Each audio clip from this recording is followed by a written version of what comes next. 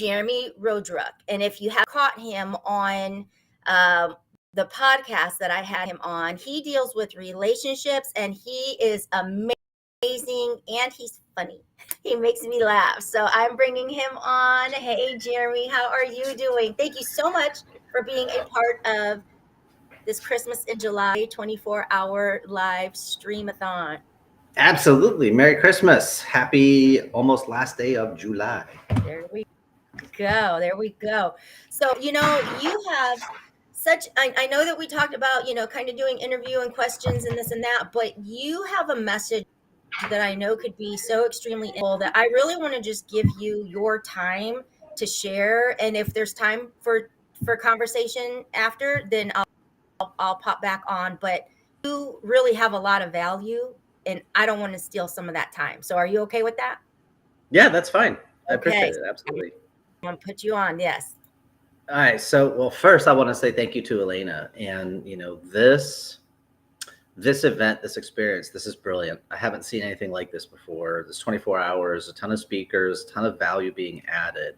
So definitely she's somebody you guys need to know. You need to follow what she's doing. I hope people coming from my channel and my network and my community, they're getting a chance to be exposed to this and getting the experience. This is a really fantastic opportunity. And I want to encourage you, those of you that are here today, right, or tonight or this evening or however long you're going to be with us. I want to encourage you, when you're going through hell, keep going, right? It's Winston Churchill. If you stop, you're stuck. And so many people, they do a thing, they get a result, and they stop. They don't get the result they wanted. They call that failure. And they quit moving. They quit going forward. They're stuck at a success that they don't want. Gina, thank you. Appreciate it.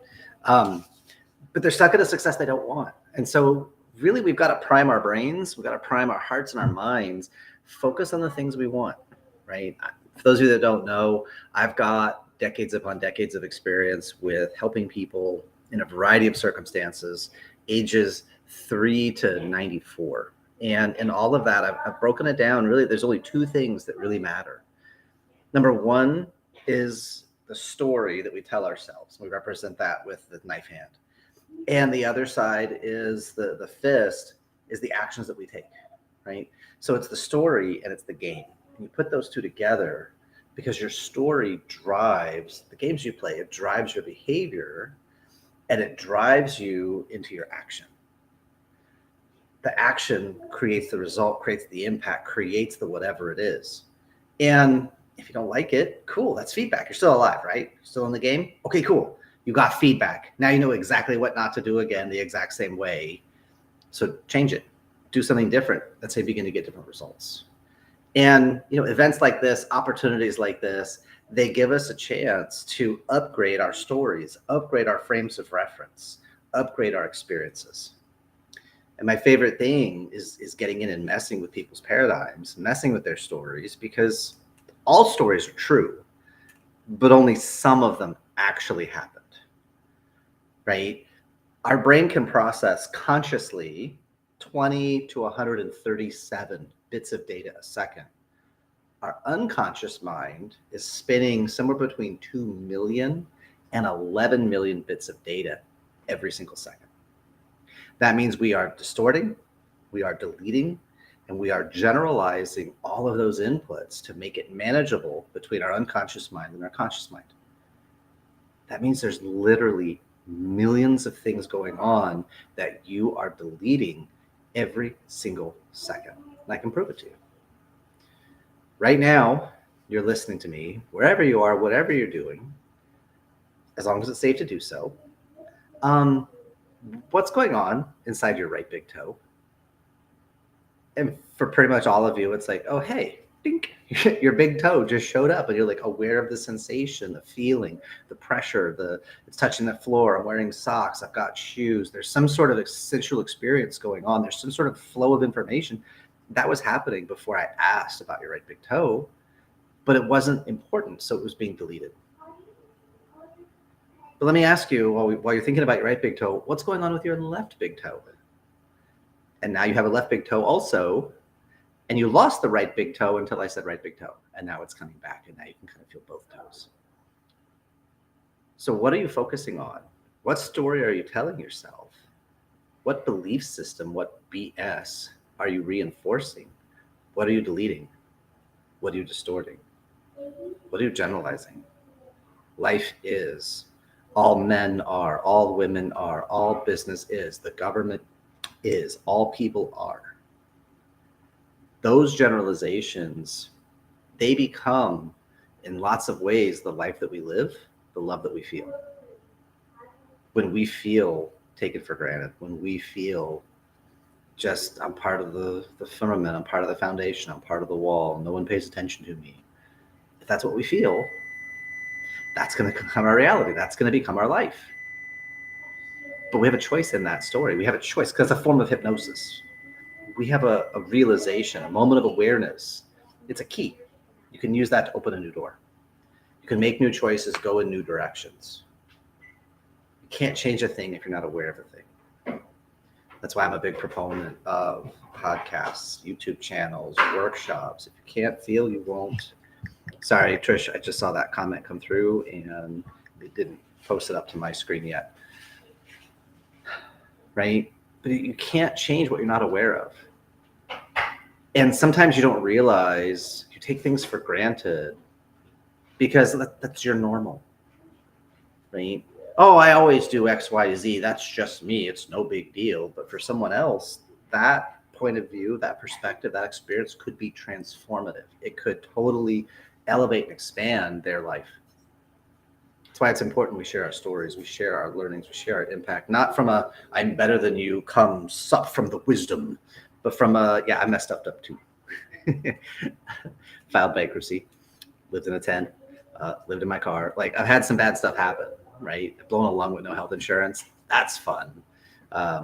So absolutely, how we feel is important. To pay attention, we can either move forward or allow the feeling to paralyze us. Yeah, absolutely, Ivy. That's exactly right. There's actually one of the models I use. There's actually 7 reactions to any moment of impact, right? Fight or flight, freeze, fatigue, fawn, which is like people pleasing. So you can posture, you can submit. There's all these different experiences that we can have from any moment of impact. Once we become aware of it, that's our freedom. That's our choice now to decide, oh, I'm going to move in a new direction. I'm going to make a shift. And sometimes our best gets us to where we are. And that's when we reach out for help. That's when we go, you know what? My best got me here, but I'm not done. I want to get to this higher level. I have some compelling future I want to get to. I need support. I need encouragement. I need other strategies. Who can I talk to? Who can I read from? Podcasts, YouTube, Google, all these wonderful things. There's a lot of coaches. There's a lot of people. You could just hire them and they will help you move forward further, faster. And it's cheaper and easier than trial and error. Like part of my work, I do a lot with men, dads. We talk about divorce proofing your marriage. We talk about how to raise amazing kids. Even if you didn't have an amazing childhood, that's okay. Now you know what not to do. Problem is, under pressure, we often do the things we've experienced, not the things we know. Have you ever had a moment, situation, something going on, and what you're doing is not how you want to show up? And in your brain, you're like, shut up, stop. But your mouth is spewing out this stuff, and you're like channeling your parents without realizing it. Or somebody hurt you, and you're spewing out what that hurt was onto someone else. That happens sometimes. It just means we haven't processed our own stuff yet. We haven't fully integrated it and resolved it. We haven't released it. Again, once you become aware, now you have a choice. Life is full contact. It doesn't pull its punches. In life, we get the test, and then we get the lesson, provided we survive the test. That's why it's important you have people like Elena, like all of our speakers tonight and today, having them in your network. And the beautiful thing with social media, if you choose, social media can become a way to connect with other sources of light. See, the way we fight the darkness, it's not by fighting the darkness. You don't fight it with the same level of energy, the same level of thinking, the same level of emotion that created the situation. You have to elevate. You have to get to that higher perspective A lighted candle loses nothing by lighting another candle. When you inspire, when you motivate, when you encourage, when you share the darkness you've been through, it can often spark somebody else to raise their standard, to raise their experience. It gives them opportunities to see there are other choices available. It's not, this is who I am, right? I have a book behind me. It's called How the Irish Race Saved Civilization. It's this great book, talks about the Dark Ages and the monks and all the knowledge and everything that they wrote down. But for some people, I'm Irish. That's my background. So I got to get drunk and get in fights. That's what I do because I'm Irish. It's like, but you have a choice. You have a decision that you can make. Ivy says, awareness is key. Many people are moving about blindly without direction, without their sails up. I was like that for years. Yeah, me too. And then Jackie says, Jeremy, your words are amazing and impactful. Well, thank you. I appreciate that. And I got like fire and stars and light. Yeah. One of the cool things about the darkness sometimes is that's when you can see people's inner light. I mean, there's an old saying in Chinese martial arts community, which is part of my major foundation, is a 1500-year tradition. But we talk about the idea that the plum flower, if you've seen the plum flower in Chinese culture, Japanese culture uses it as well. The plum flower is a very powerful metaphor because when it's time to bloom, it's time to bloom. Doesn't matter what the weather is. It could be snowing and the plum flower is like, nope, my time, I gotta go. Poof. And there you get in the middle of the snowbank, you'll have this tree and you'll have these brilliant red flowers against this white background. See, when life is going your way, it's easy to be happy. It's easy to be generous. It's easy to live a good life when everything is easy. But when life is hard, when it's dark, when there's storms, when there's threats, and you can still shine, you can still be your authentic self, that's a powerful achievement. That's a powerful accomplishment. So sometimes we need those dark moments to create contrast, to really appreciate who we are, where we are. Right? I've blown a lung twice. I've been hospitalized 11 days the first time, 6 the second time. It was awesome. Do not recommend it. By the way, if you're ever on a massive course of pain medication like morphine and Vicodin, your colon dries up and you don't have a movement. And I was eating 3 meals a day and nobody noticed for 8 days. I was like, well, I feel a little bit of pressure in here. I'm a little tense. And they're like, oh, when was your last movement? And I was like, like a week, a little bit more. So yeah, always ask for Calumet, just an FYI. Even in the darkest rooms, your light shines bright if you allow it to grow. Raul Martin, yeah, exactly right, 100%. Right? People are like stained glass windows. When the light's on the outside, they don't sparkle. But when it's dark outside, the lights on the inside, they do.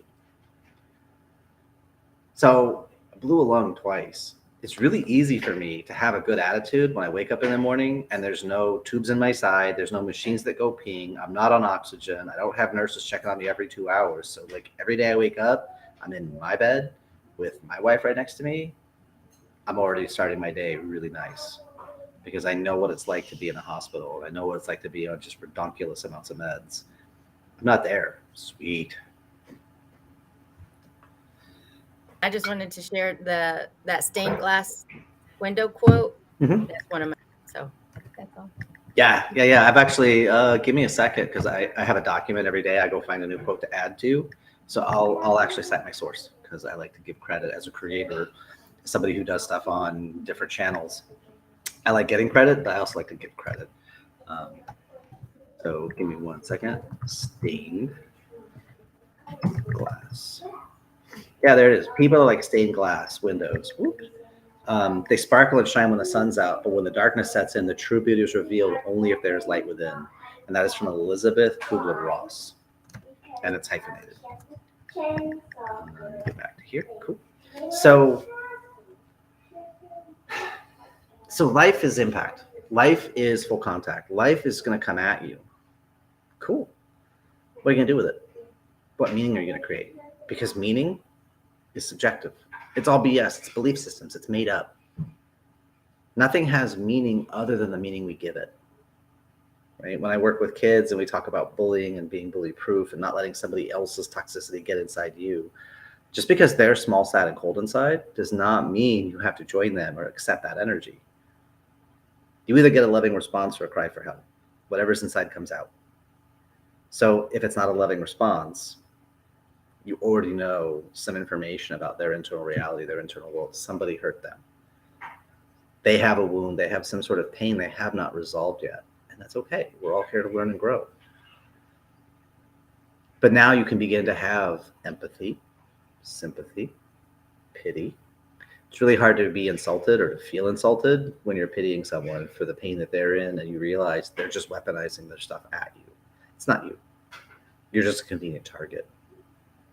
So they either give you a loving response or a cry for help. Someone's yelling at you. Is that because they're mad at you? Is that because they don't like you? Is that because they're scared? Is that because they don't feel heard? Is that because they're hard of hearing? Is that because they're used to speaking at a certain volume and a certain speed, and that's just who and what they are? When you can create more meaning for any given moment, you have more peace, you have more choice, you have more relaxation, because you don't have to go stimulus response and it's just this. You can do stimulus pause. Okay. And then have a response. We can choose, we can decide. We can realize that other person isn't a source of pain and what they're throwing at us is just where they're at and what they need. Maybe if we can't help them, at least we don't add to their drama. We don't add to their pain and misery. We don't feed into that story and add momentum. And to be fair, that's not always easy because we have our own stuff. And sometimes, we don't feel heard, we don't feel seen. So we're the one being just way heavy, way hard on this kind of stuff. That happens sometimes. We're all human beings having this human experience. Daniela, nice to see you. So it's up to us. What meaning? And again, if you're challenged with that, if you can only come up with one interpretation for something, awesome. Expand your network. Reach out to the people that you know. Reach out to the people that know you. Ask for support. Ask for input. Ask for feedback. Say, hey, I got something that's weighing on me. And I'm not really sure how I should interpret it. I feel like I have to take it this direction. I'm curious, could I explain it to you? And then you just give me your feedback, give me your insight, just kind of where you're at and how you would process it. I'd love to get your take on things. That can be a really simple thing. You don't have to take their advice, but at least you get that extra perspective. If that's challenging for you, maybe that's an opportunity to grow. And with our time together tonight, I would like to offer a basic model to start kind of loosening up some of this stuff. So I have a quick little quiz for you. It's not super complicated, pretty easy. Let me just ask you, what is 2 plus 2? If you don't mind, 2 plus 2, just in your head, 2 plus 2 is, okay, 5 minus 1. 5 minus 1 is, okay, cool. What is 2 times 2? Right, 2 times 2 is, good. And then what is 8 divided by 2? 8 divided by 2 is, so which one's the right way to get to the result? Because 2 plus 2 is 4, and 5 minus 1 is 4, and 2 times 2 is 4, and 8 divided by 2 is 4. Which one's the right way? Addition, subtraction, multiplication, division. Pluses, minuses, timeses, divides. Which one's the right, true, original path? Because whatever answer you have, we can split it apart, like addition, 2 plus 2. Well, you could do 1 plus 1 plus 1 plus 1, be sequential. We could do a bell curve, 1 plus 2 plus 1. We could add in decimals. We could add in irrational numbers. We could add in negative numbers. There's all kinds of ways we can play this game. But the key is, it's like 4 seasons, spring, summer, fall, winter. In the summer, do the summer things. In the fall, do the fall things. In the winter, do the winter things. In the spring, do the spring things. And you'll be successful. Some people like to add stuff together and create. Some people like to take things away as their form of creation. Some people amplify. They multiply. You give them something and they'll turn it into something greater. Some people divide. You give them something and they'll cut through to the key salient points. This is the firmament upon which we will build a new reality, a new business, a new opportunity. Those are just different frames of reference. Those are different models. They're not better or worse or right or wrong. They're just a way to organize your thoughts, your feelings, your strategies, your emotions. But some people gravitate to their life experience and know everything only ever gets cut away. People abandon you, people leave you, you can only rely on yourself. That tends to be more in the subtraction and division school. We got to like create stuff and have people come together and spend social time. Tends to be more the additive and multiplicative school. Not right or wrong, different models. The more you can strategize, the more you can create different pathways forward, the easier it is to adapt to a changing circumstance or a changing situation. The big fancy term is the principle of requisite variety. Whoever's more flexible will control the system. Just the more pathways you have, the more strategies you have. If all you have is a hammer, the whole world looks like a nail. Hammers are beautiful. They're fantastic for driving nails. They're really not that great for opening pickle jars, because then you get glass everywhere and pickle juice everywhere. So when you realize you're defaulting, you're hammering, under stress, all you know how to do is one thing, you might want to build your team. You might want to expand your knowledge and your skill sets. You might want to make more friends. Because one is too small a number to create greatness, to borrow from Stephen Covey. And with that, Elena, how you doing? I'm good. I just wanted to share, like, the more pathways, the more strategies, but you break it down so simple. And we didn't know each other a year ago. And so when you say just make more friends, make more, it's proof that by stepping out and creating those connections and building those relationships, the impact that you can have is far more than you could ever do on your own. And as we get older, I think we're like more afraid to try to make friends. Yeah. Everywhere we go, my daughter's 8. We go to a pool party. She's asking the kids there, hey, do you play Roblox? What's your username? She has 200 friends. She can't add anybody else. But she's like, hey, do you play Roblox? What's your username? Like she knows. She's networking. She's got a social intelligence I never had at 8 years old. Totally her mom's impact, not mine. But she's like, let's make friends. Let's go play. Hey, mom, get her number. Hey, dad, get her number. Okay, babe, I can't ask a kid for their phone number. I will go ask their mom and we will make arrangements. Well, let's see, Ivy. Let's see what Ivy had to say. Love the way you said that about the importance of having more pathways as opposed to tools. Yes, Ivy, yes. And that's why I wrote that down. More pathways lead to more strategies. Yeah, because it's the way our brain works. Our brain really is a neural network. And so we're constantly creating these patterns and chains. They're like lightning bolts going off literally in our brain.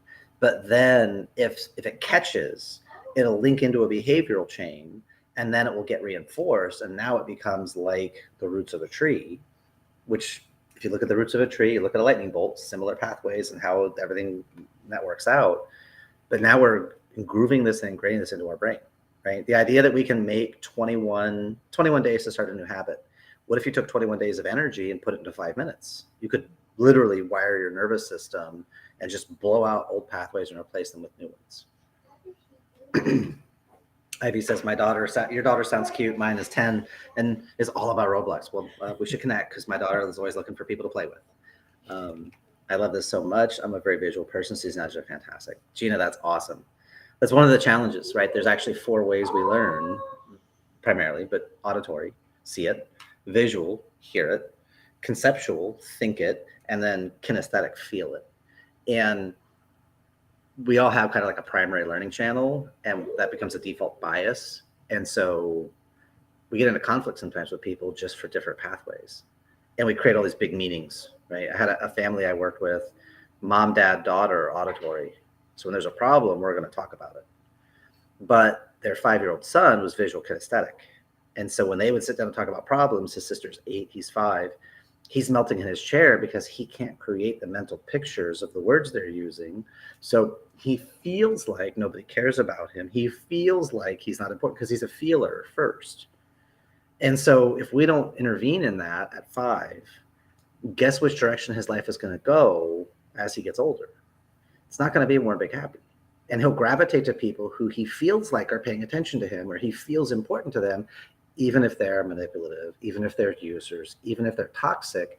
But I feel like they care about me. But he will delete the word feel, because that's just his primary communication system. So he'll just say they care about me, not I feel like they care about me. And so, yeah, it's really important. I play a lot. Part of my training as a hypnotherapist, I play a lot with different metaphors. And when I do one-on-one with clients, I can tweak, because I see how you communicate. I'll just tweak my methodology for you so that it lights your nervous system up. I love that. I like That to is win. so important. Like that is gosh, you know, to have the gift of having that information at a young age, it's off the charts. Yeah. I wish I had somebody like me in my life when I was her age. And she's a lot like me when I was that age, but she's way more in the light than I ever was. So it's really kind of cool to watch her. And we're not trying to armor her in the sense of like thick skin and she's just going to run roughshod over everyone. So she's got a very gentle and loving heart. At the same time, boundaries, understanding somebody else is not warm, big, happy, and she doesn't have to accept. They're offering her the chance to feel small, sad, cold. She doesn't have to accept it. Right? And that doesn't make her a bad person to say, well, I understand you're upset, but I'm not going to jump in the hole with you. Mm-hmm. Mm-hmm. Right? Yeah. Yeah. And we need to like to have learned that early on. You know, some of us jumped again. and as we're drowning, we're still trying to help other people out. I mean, it's a for real thing that we, you know, have gone through. How does one determine or become aware of which they're learning, like pattern, how they learn it, or how they Yeah. learn? So think about when you argue with somebody, right? That's usually the easiest way to figure people out, is just provoke a fight with them, because then you'll reveal what's inside the fastest. That's the line in the Matrix. I think it was Matrix 2. Seraphim is fighting Neo, and he's like, "Oh, the best. You know, if I want to find out about you, I fight you." It's like, yeah, because what's inside comes out. The body can't lie. So listen for when someone argues, and the way that they make their point and the sorts of things they use to justify, rationalize, or support their argument will often be very revealing of their learning strategy. Right? It'll also kind of reveal the 5 love languages. It's like, yeah, you tell me you love me all the time, but you never show me. Well, you tell me auditory all the time, but you never show me, which could be visual or kinesthetic, which could also be acts of service or quality time more than words of affirmation. Or it's, yeah, you're doing all this stuff, but God, like I can't even get like any praise from you. You never say I did a good job. Oh, I'm doing too much acts of service. They're not getting enough words of affirmation. I need to tell them they're doing a really nice job, because it's like, but I'm showing you you're a priority, but that's your channel. That might not be theirs. And so a lot of times you get in a conflict with someone, they're telling you how they need to be lit up in their nervous system. If you're paying attention, again, we go back to that awareness, right? Because it's like, oh crap, you're telling me really important stuff. It's like when I talk to guys and they're like, oh, my relationship is in trouble and da-da-da. I'm like, well, she's still mad at you and telling you about it. Yes. There's hope.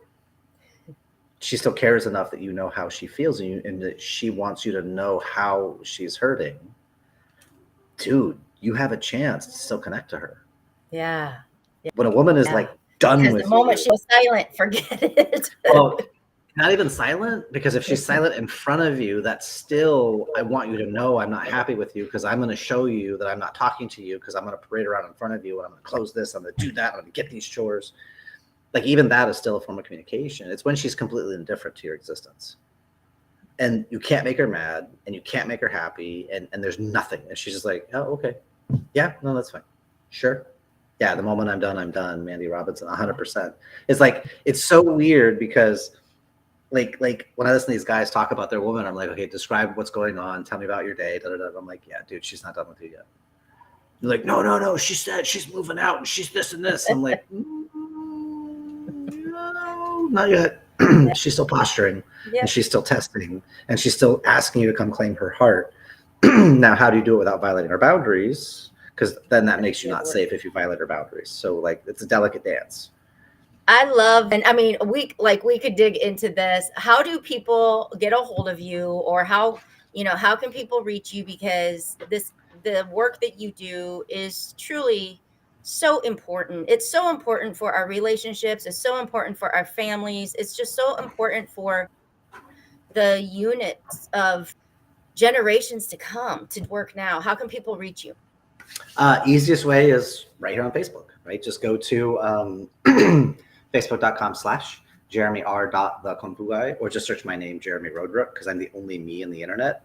I got a bunch of stuff out on youtube.com/@Jeremy Roadruck, as well as on TikTok, as well as it's Kung Fu Guy Jeremy, I think, on Instagram, but I'm not really active there. It's just linked.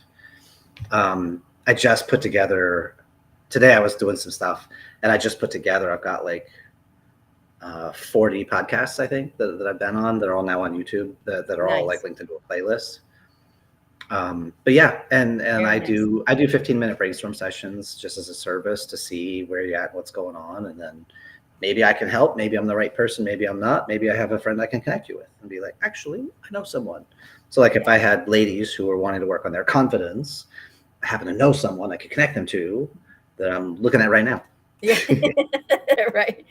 Oh, this has been a joy. And yeah, Gina even says, yes, we need more time. So yeah, definitely, I'll have her connect and, be able to reach out. But thank you so much for sharing your time with us all this evening and being a second annual Christmas in July Circle of Hope, so that we can just share just nuggets of goodness and light that candle, just keep spreading the light for real. So yeah, what I would say is suffering is self-generated and optional.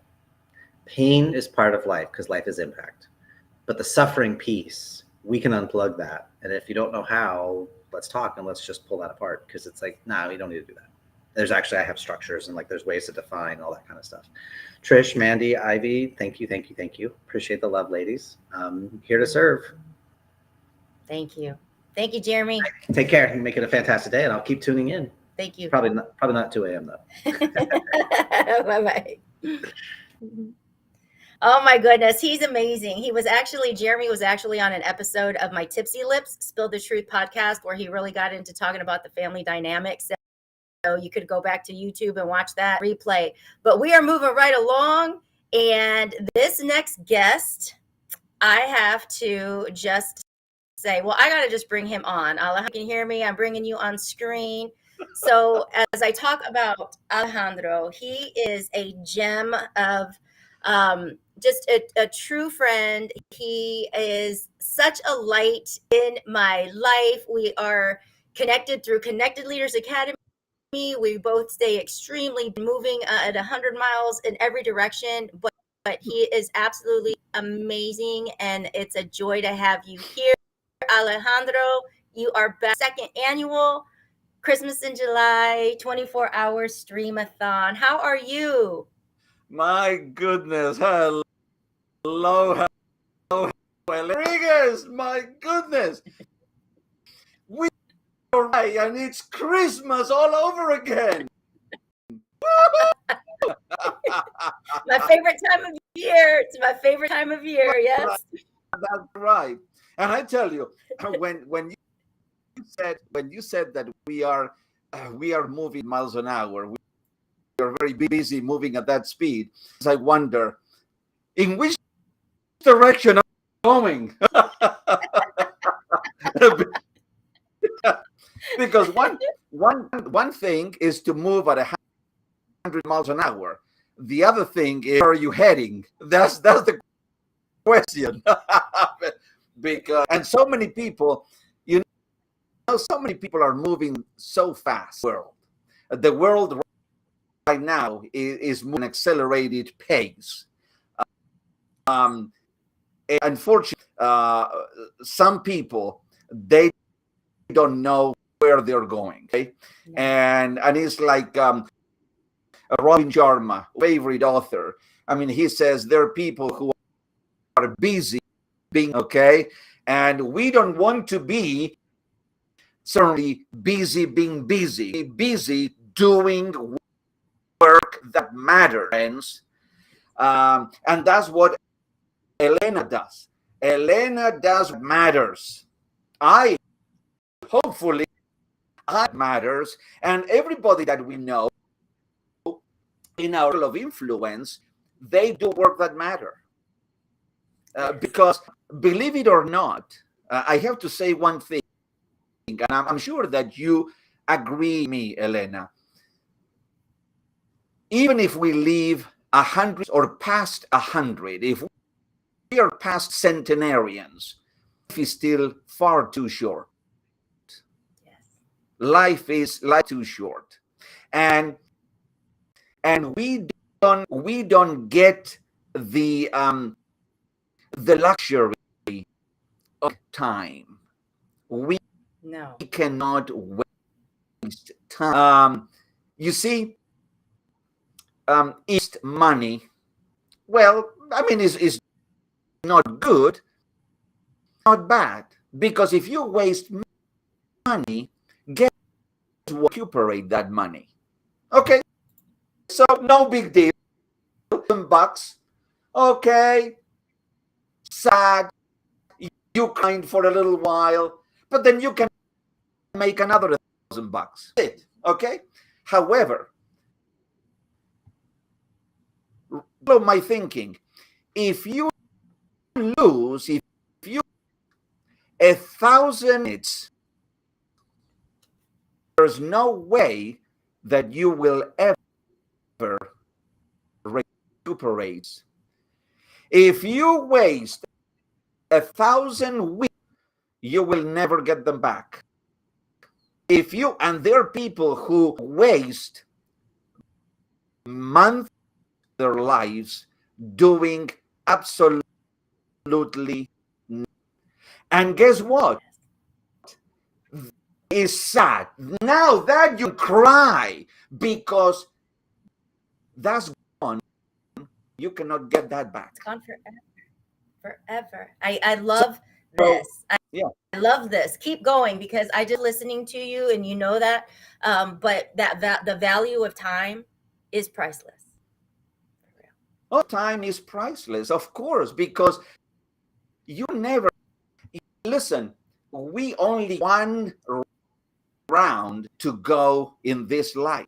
You don't get a chance, and we're going to wait until you are on your deathbed to look back and to say all the things that I could have done.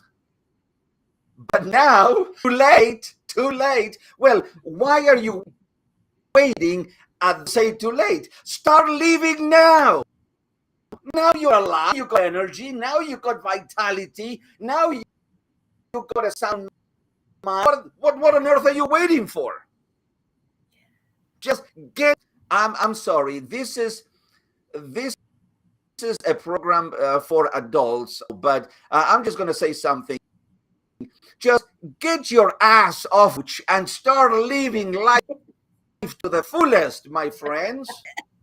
And that is why I love this man. That is why I love this man. So that's it. There's another thing that I wanted to talk to you, Elena, because I know that you are full of it. Okay, you're full of it, and that is courage. You are full of courage, my friend. And I have been reading recently. I see a book by Ryan Holiday, and the title is "Courage is." Let me ask some watching us now: Is courage calling you?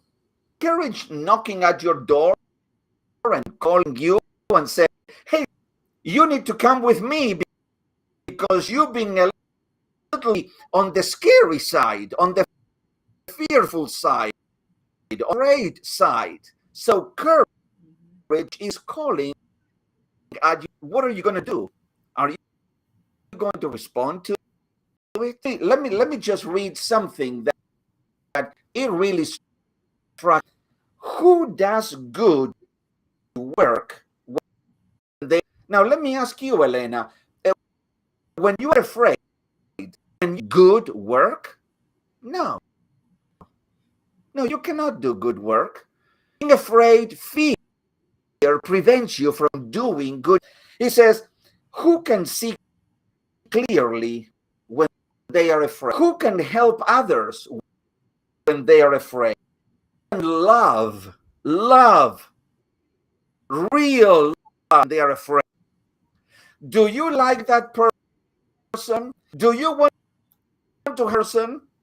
Are you going to pick up and say, listen, I like you. Let's go out for coffee and get to know one another. Do you exercise courage to do that? Or hiding behind the screen of fear? You don't know what the other person is going to say. Are you hiding because you rejection? Life, we are accepted sometimes and we are rejected sometimes. It says, how can you do anything when you are afraid? And that's I'm not saying this for all of you. I am saying this to myself because I used to be who was afraid of pretty much everything and anything. I just would not do anything because I'm afraid what others would think of me. I'm afraid happens. I mean, if I mess up, what about? I mean, if it doesn't work, well, what about that? Mm-hmm. And experience, not just experience, but as well would put it, evaluated experience. Evaluated experience taught me, yes, I guess we cannot get rid of fear completely. We can certainly diminish it. We can certainly not let it in our lives. Let me ask you, are you conquered by fear or are you conquered by courage? What is it? What is winning in your life? Is it fear or is it courage? Because here, then my friend, you not do much in life. But if it's courage, my goodness, you will conquer the world. And if you don't, it doesn't matter, but you're going to get close to it. Because courage will take you. And so let me ask you, I mean, with fear and courage, I mean, what and what I started this by saying that you, Elena, you are full of courage, and I heard your story, and through a lot of you through a lot of life, and but through courage, you're every obstacle. So what is tell me and tell courage for you? Courage was built when I looked at what's the worst thing that can happen. And you know what? It happened. It happened. I lost my home. To me, that was the worst thing that could have happened, and it happened. But you know what? I was still here. I still made it. I was still alive. I had options. I could rebuild. So for me, courage today is simply making the decision to just try it. Because when you talked about that fear, I think of when you see those movies and you're getting ready to go into war. Nobody's going to that battle worried that what about all the things that could possibly happen. They're going in because they know that they're there for a reason. And for me, I know my God has my back. I know that I've already survived my worst case scenario and I'm still here. And so now, to me, the things that once would make me afraid, no, it's like, let's do it. Let's try it and see what happens, because I already know the worst thing that could have happened to me happened and I'm still here. So that's it. That's it for me. Yeah, let me share this. If courage is never required in your life, you're living a boring life. Courage is never required in your life, then, my friend, a boring life.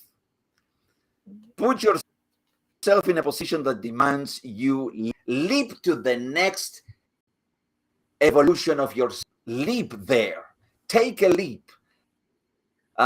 Don't stay. I was it's I don't know. I mean, I don't think that I ever and I haven't told anybody. I started going to this church, been and I've been teaching. I mean, a couple of series. I mean, I started actually going the 15 Invariables Laws of Growth by John Maxwell. Okay? And now I'm going through a series that is called Learning from Giants in the Scriptures. And these are lessons in life and lessons in leadership. And so I've already done the prophet Elijah, and then Job, and we did Jacob, and we did Deborah. My goodness, I mean, Deborah was a great leader. Let me tell you, not only men are leaders as far as God is concerned, but God, men, absolutely incredible women, and to work for his and but that's doing, and I tell you, I just love it. I love it when I can share. My passion is leadership. I love to love to teach about it. I love to share about it, and everything starts. I mean, I'm branding more into a self-leadership coach, because you cannot lead others. I mean, if you're not leading yourself, and I think that helping someone, I mean, who wants to take a leap into a leader journey, I think that I can help them in, well, how are you leading yourself? Yeah. Let's talk how you're leading yourself, because if you're leading yourself, then you may not be successful in leading others. So I think that we start every journey. We have to start a journey in the right, and I think that the right place in leadership is self-leadership. And but it's definitely, it's definitely great. I mean, to be in a place like the Connected Leaders Academy, some of the platforms, and really do the work that we all to do, that we are passionate about. I think that when we do that, that is an antidote against fear and against being afraid, because you are in your zone, and when you are there, then don't fear much. I mean, you are just doing the thing that you are convicted about, that you have a conviction that this is the work that I am supposed to be doing. What a great feeling that is. Now, do you think, I just had the visual, like in that, with the courage and the leading, it almost reminds me of like when they're working with somebody that's like afraid of heights or something, and it's like, don't look back, don't look down, just keep going. That's in right. this leadership space of people building and growing. Do you think that that's kind of what trips people up sometimes is they lose focus of where they're going, and they're looking back at what's happening with everybody else. Yeah, that's and you know, I'm just going to give you a very quick illustration. If you're driving, okay, and you're driving at night and vehicle lights on, of course, lights, they do not light the way from the way to your destination. Okay, no, moving, the light keeps lighting you the way is one step at a time. And so people, they walk and they come and they take their eyes off the destination, and they start looking at this, or are doing, or somebody else is ahead of me. I mean, they're ahead. Why? This is your journey. It doesn't matter about what you're doing, or what that person is doing, or what the other person is doing. Focus on what we are doing. Yeah. Okay. I think that reason is it's thing, because when you start comparing yourself, then of course there are going to be people that are so far ahead of you. I mean, when I myself to, let's say, Warren Buffett, Elon Musk, or Jesus, I'm saying far ahead. I mean, financially, my goodness. I mean, it makes me cry. Well, but I mean, what is the? But it doesn't. It really, because I cannot compare myself to them, and they certainly compare themselves to others. No, they are on their journey. I am on my journey. Elena is on her journey, and we are at different points. The whole point of life. I mean, we are at the same point. You know, the only people that are at this point, at least one time, is when you're on. Everybody starts at the beginning, you know. But during the marathon, everybody's at races. I mean, you don't go all the second a big line and everybody is okay. We are going as no. One runs faster, one runs slow, in different places throughout the journey. That's what life is all about. There are different points, and so, but one of the things that we don't have to do is we don't have your target. Once you know where you're heading, what is the thing that you want to achieve, just set your eyes there, and don't look to the sides. Just keep focusing, laser on that. And you know, when you say that part for the courage, it's when you zero in on your passion, your gifts, your skills, your drive. Like when you can zero in on that, nobody can stop you.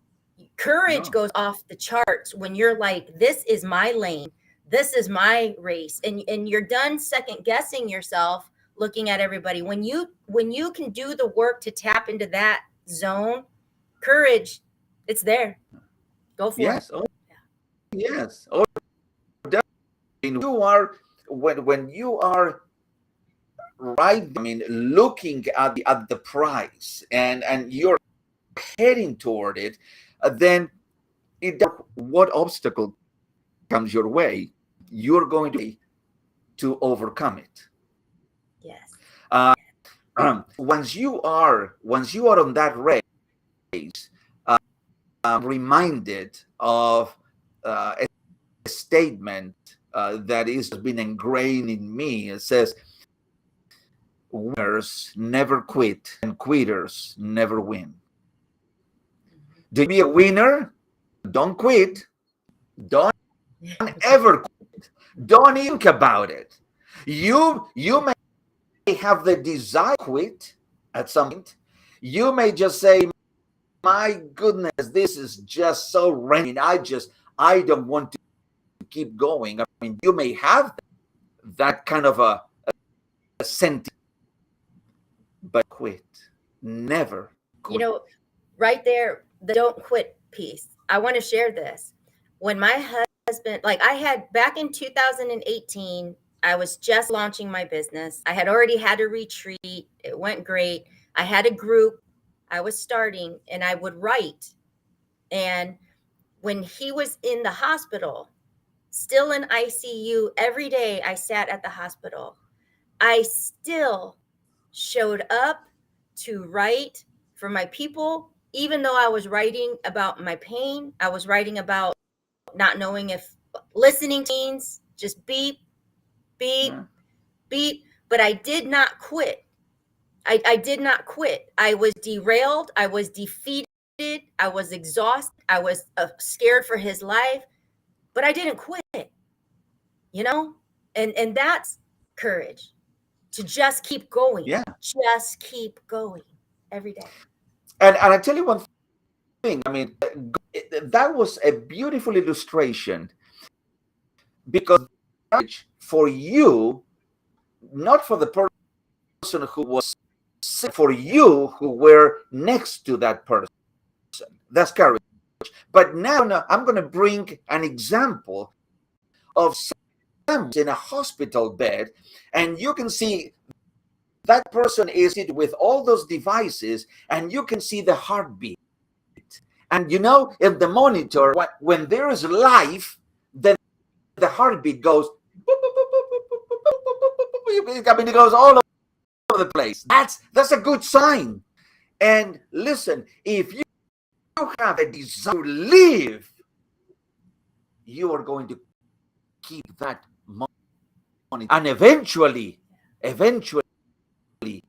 you people who walk out of the hospital.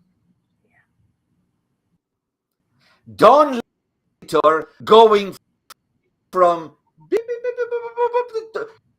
up to, because when it goes like that, guess what happens?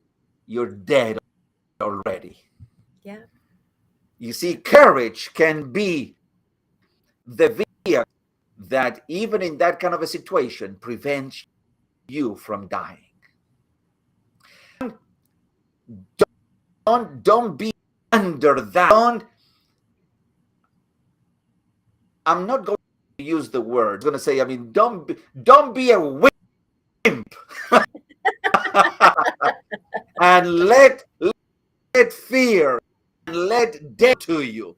No, you can have the courage to it. You can have the courage to overcome. I love it, my friend. I love it. You always put a smile on my face. You always bring passion into my life. I just absolutely adore you.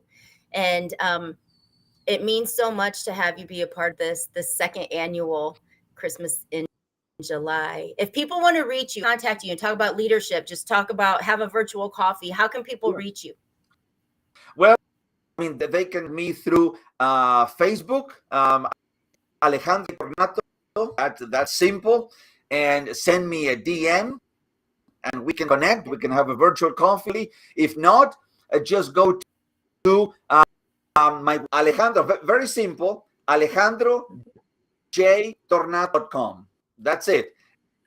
And then everything's in there. You can also connect with me on LinkedIn. Again, just my name, and I'll pop out. So I cannot. I don't know how many hours done this STREAM-A-THON. Well, we've been on since 10 a.m.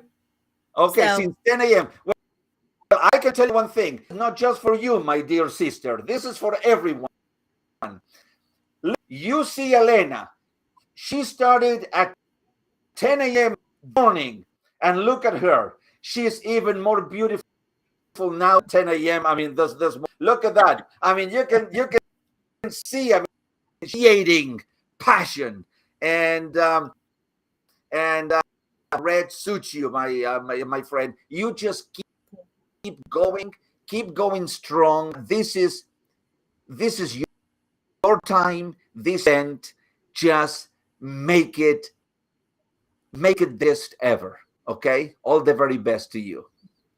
Love you very much. Love you too. We'll see you soon. Okay. Bye-bye. Bye-bye. Oh my goodness. Alejandro, absolutely love him. And before we bring on our next guest, I do just want to share the piece on the courage. You know, something that I always talk about from the bottom of my heart. And anyone that knows me has heard this at some point in my life.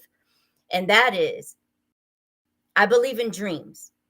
But I believe in dreams so much that I know that when my time on earth is up, when I am deathbed and I am wrapping things up here on earth, I will never give my dreams the opportunity to come to me and say to me, why didn't you ever pay attention to us?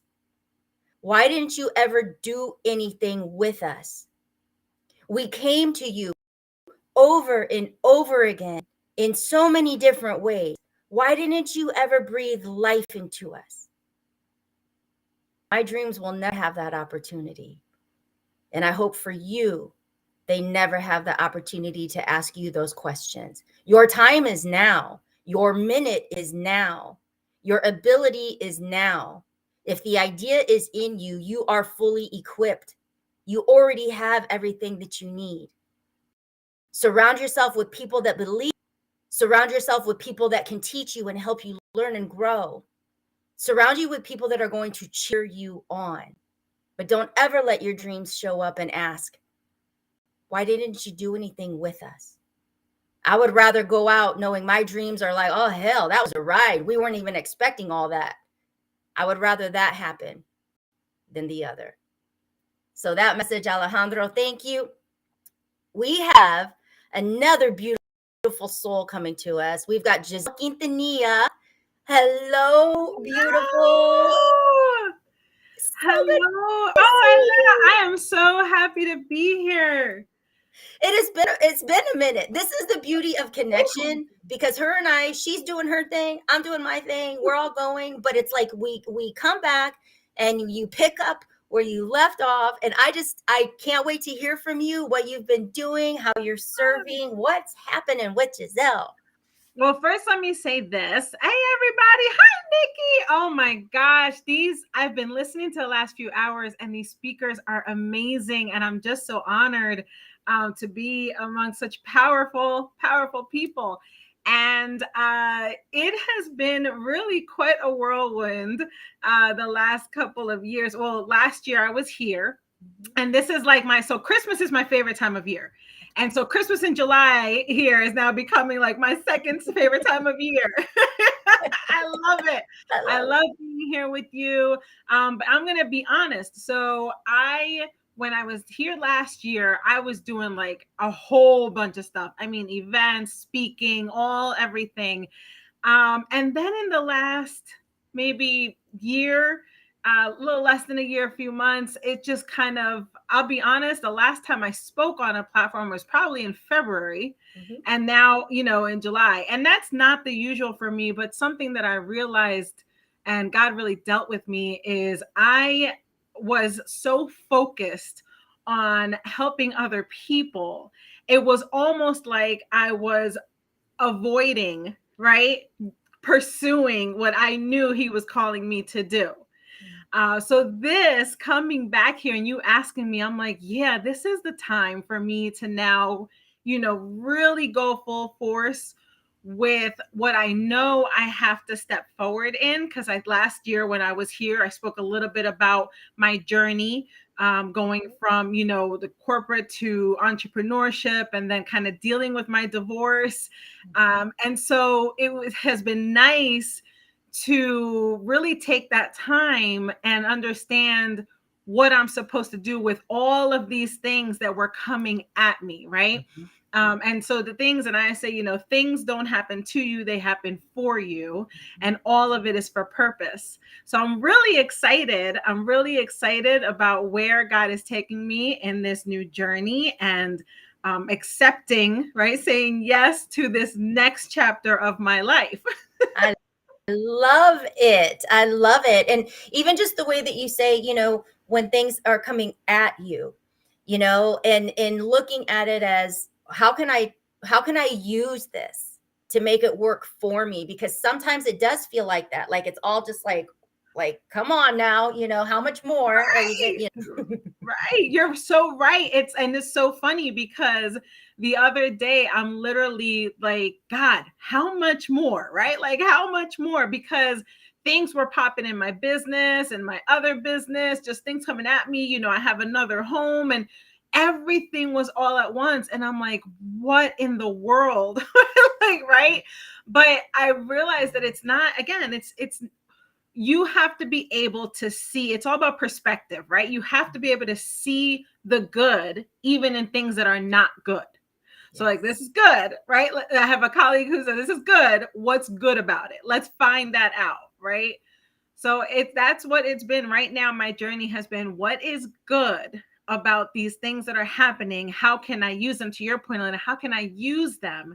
And then use them not just for me, because the things that happen for us, it's not about us, it's for others. And so you really have to be able to put things in perspective. I love I love that. And it is hard at times. Like I explain it as feeling like Rocky in the ring, during my major beat down, man. It was like down and I'd get back up and it's like down, like boom, boom. How many more can I take? Right. But when you choose, you have to choose to look for it, because at a glance, you're like, hell, there ain't nothing good happening in this moment right here. But you have to really believe, or back to that word, you have to really believe that it might not be clear right now, and it might not make sense right now, but you believe that it will if you keep searching for it. 100%. And I love that you said it's a choice. It really is a choice, right? And we have these choices in front of us. What's funny is before I came on, what you were saying, it brought a scripture to my heart, where the Bible says the righteous man falls 7 times and rises again. And so I love that, because we fall, but we're not crushed, right? We're not dead. We get back up, and it's about hope, really, right? So Jeremy wrote, when you're going through hell, keep going. You got to keep going. 100%. Winston Churchill. You have to keep going. You have to keep pressing. And what I had to remind myself, Elena, what I had to remind myself of is, this is temporary. It is just temporary, right? So that is that hope and that, perspective, that change, and the choice that I made, in that this is not going to kill me. It is not going to destroy me. It's not going to bring me down, right? And if he brought me this far, if God brought me this far, right? If he brought me through the heartache and the pain and the deception and the divorce and everything, but it's not my death. It is not my end. It is only temporary. Yes, it's only temporary. And in the beauty of it's like a reset. If you look at it from a perspective of, what can I do with this? How can I turn this into a positive in my life? Some moments that seem, like they're the worst moments, they're actually opportunity to go again. Go again with more wisdom, go again with more courage, like Alejandro said, go again with more, experience. Like it's actually kind of a gift sometimes. You should never be afraid to start over, right? Be afraid if you stay stagnant. Be afraid if you stay stuck, right? But you should never be afraid to start over. And I'm excited because this has given me an opportunity to be like, all right, God, like, I know I have a message. I'm ready to open up. I'm ready to talk to more women about what I experienced. And how do I do that? And so when you open yourself up, right, when you're like, okay, right, all right, I surrender, this is happening, now show me what to do with it. And when I tell you, it has been just such a blessing. I've been able to write more, and and so I'm working on a few things, and I'm excited about just opening up and really sharing my story, because I realize that as much as I speak, and I speak a lot about entrepreneurship, I love entrepreneurship. It is my heart, it's my calling, but I wasn't really sharing the things that I went through as an entrepreneur.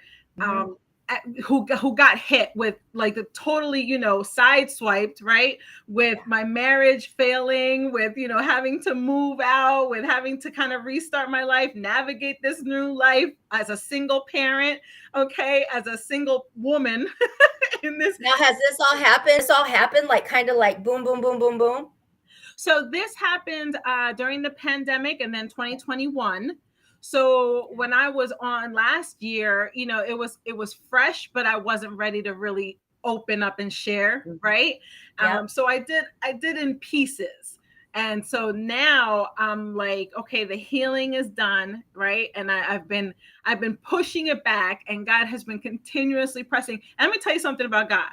If you avoid him, if you avoid what he's telling you, I promise you, he is going to make it so that you have no choice but to pay attention. Okay. Whether that's removing people from your life, isolating you, doing what he is going to do what he has to do to get your attention. Yeah. He's going to keep knocking. He's going to throw it, and it's going to look this way. He's like, okay, you didn't see it that way. He's going to throw it that way. Okay, right, she didn't see it that way either. Let's try this way until you're like, boom. Right, so it's flat in your face. And let me tell you, but that's his grace, Elena, because he's not obligated to do that. So I don't know who's on here, but let me tell you this, because I can't remember if it was Alejandro or Nikki who said, if not now, when, right? Like now's the time to do it.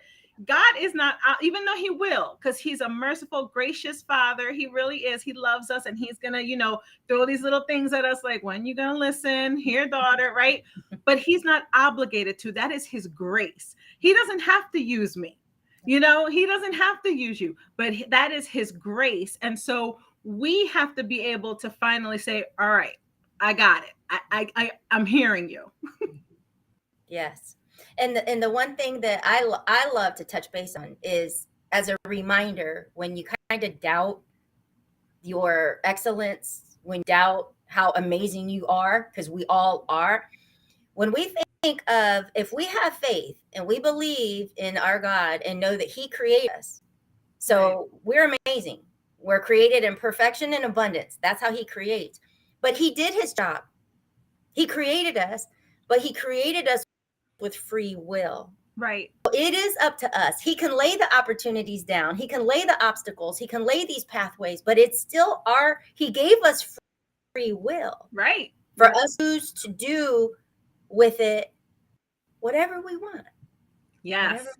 That is, he gave us free will 100%. He is what we say, right? He's a perfect gentleman. He's not going to make you, right? But he'll throw a little stuff, but he will never make you, right? Right. Right. So, and we have the ability then to choose, and everything is that it's that choice, right? What choices are you making, and are they lined up with his will and his plan? Yes. And I just don't, my thing is, because you talked about, your dreams, right? Coming to you and saying, why didn't you do anything? My thing is, I don't want to die, get to heaven, and him to say, I had all this other stuff for you. Like, I got to leave this earth empty. You know what I mean? I got to leave this earth, like everything that is in me has to be poured out. It has to give hope. It has to give, faith. It has to like charge people. It has to encourage people. And I have to be open and honest and share, because what I don't want is to go back to my designer. You called him your designer. I don't want to go back to him. And he's like, listen, I made you to do this, this, this, and this. What happened? Right. Well, what happened was that series on Netflix, right. Like, right. Well, listen, I was over here watching, Queen Charlotte. I don't know. Right. And it's true. Well, what happened is I was kind of tired, and I just had to nap all day, like come on, like really think about, like, But in all honesty, like, think about it, Girl. right? Yeah. We're all tired. We all have a million things like that. That's life. That's life. But not everybody chooses But to you stay got to focused. choose to press. You have to choose to press. Like, you cannot stay idle. We were not created for that. No. We were not created. You said he created us in his image and likeness, right? And so we have this abundant life. We have this ability to speak these things, to do these things, right? That's why I love, and I told Nikki this, I love hearing her story. I love when she talks about the decision that she made and then she pressed forward and it was just boom, boom, boom, boom, boom, because that's what happens. When you line up with the will of God, that is what happens. I've seen it in my life, right? And so, so that's why I know, like, God is like, listen, girl, you got to come on, right? I still have things for you.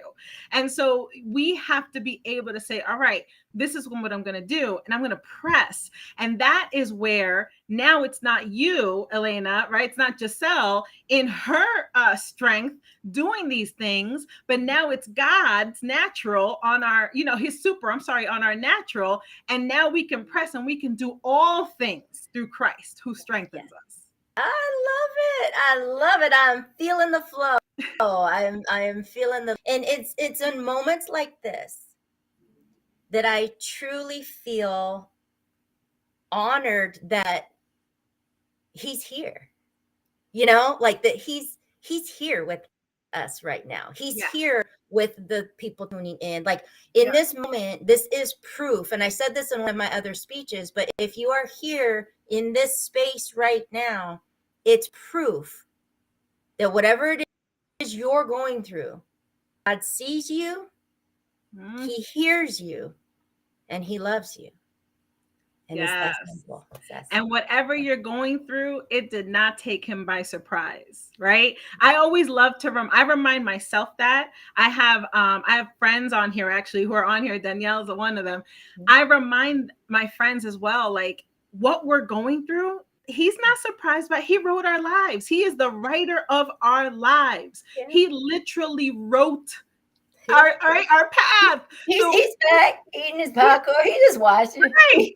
He's just like, I'm waiting for you to do something, like, right? Because he knows, and it doesn't take him by surprise. And so I love that, because it gives me comfort in the fact that you already saw me through this, God. You already saw the end, because the Bible says he created the end from the beginning. So I know that you know that I know I'm going to be okay. Yes. It's going to be all right. And so for you watching on here, if you're like, I don't know, let me tell you something. God already knows. He wrote your expected end. You have an amazing future. Make the decision to step into it. Oh, I love that. Make the decision to step into it.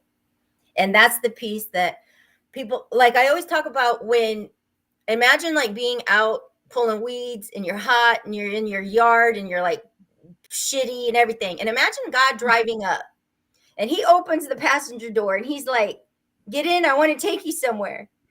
And you're like, but where are we going? Who's going to be there? How long is it going to take to get there? Am I like, could you imagine asking God all these questions? But we do that. We do that with opportunity. We do that. And it's so funny that you say that, because I still do call myself the Gideon, right? I'd be like, God, are you sure? Like, if this is true, I need you to show me. But we do it all the time. You're so right. And it's so crazy because I feel like we're comfortable in this space. And that's why I always say, if God showed me my whole future, I probably would never go into it. Like, I'd be like, nah, I'm good. I think that's why he loves us so much. He knows how much we can take, and he gives us step by step by step what we need to do. Like, he doesn't show us the whole big picture, because we would be like, pass. Yeah. But right, like, that's a pass right there, God. But he knows us. So he gives us this, hey, do this. I saw this video, it was hilarious. I saw this reel on Instagram, and it said, how I think God is gonna talk to me, right? And the voice is like, son, I need you to quit your job because you're gonna do this and you're gonna become a millionaire and you're gonna XYZ, right? So he's like, all right, cool. Then it's like how God really is. Quit your job. That's it. Yep. And the guy's like, why? God, hello? Because that God be like, listen, I just need you obedient. That's it. I just need you just obedient, just a little bit. I love it. And that, so for those that have had that idea pop into their head that they think is absolutely nuts and they're crazy for having it, yeah, that's God talking to you. The first time he said you will write a book, I'm like, no, I think you got the wrong person here, because I don't even like reading books. Like, that's where I was back then. Like, write a book? I don't even read books. Like, and it's like, no, you will write a book. It will be called Broken Stronger. And I'm like, okay, then I just trust that you'll just give me the words. And so can you think of that time that you've heard it like that? Quit the job. But you've heard it is that you're being called to step into, that you were like, whoa, wait a minute. Are you sure? What do I do? Yeah. What was what was that like for you?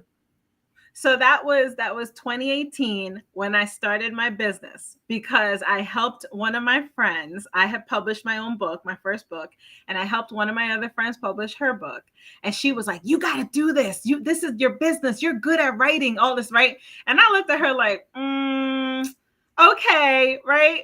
And so, God just kind of kept leading me in that path. And I'm like, all right, listen, like, if you want me to start this business, God, you're going to have to give me the name of it. You're going to have to give me the logo. You're going to have to give me like what I'm doing, what I'm offering. Like, you're going to have to give me all of it, because I don't know the first thing about that. You know how many people, Elena, ask me like, did you go to school for journalism? I didn't even graduate college. How about that?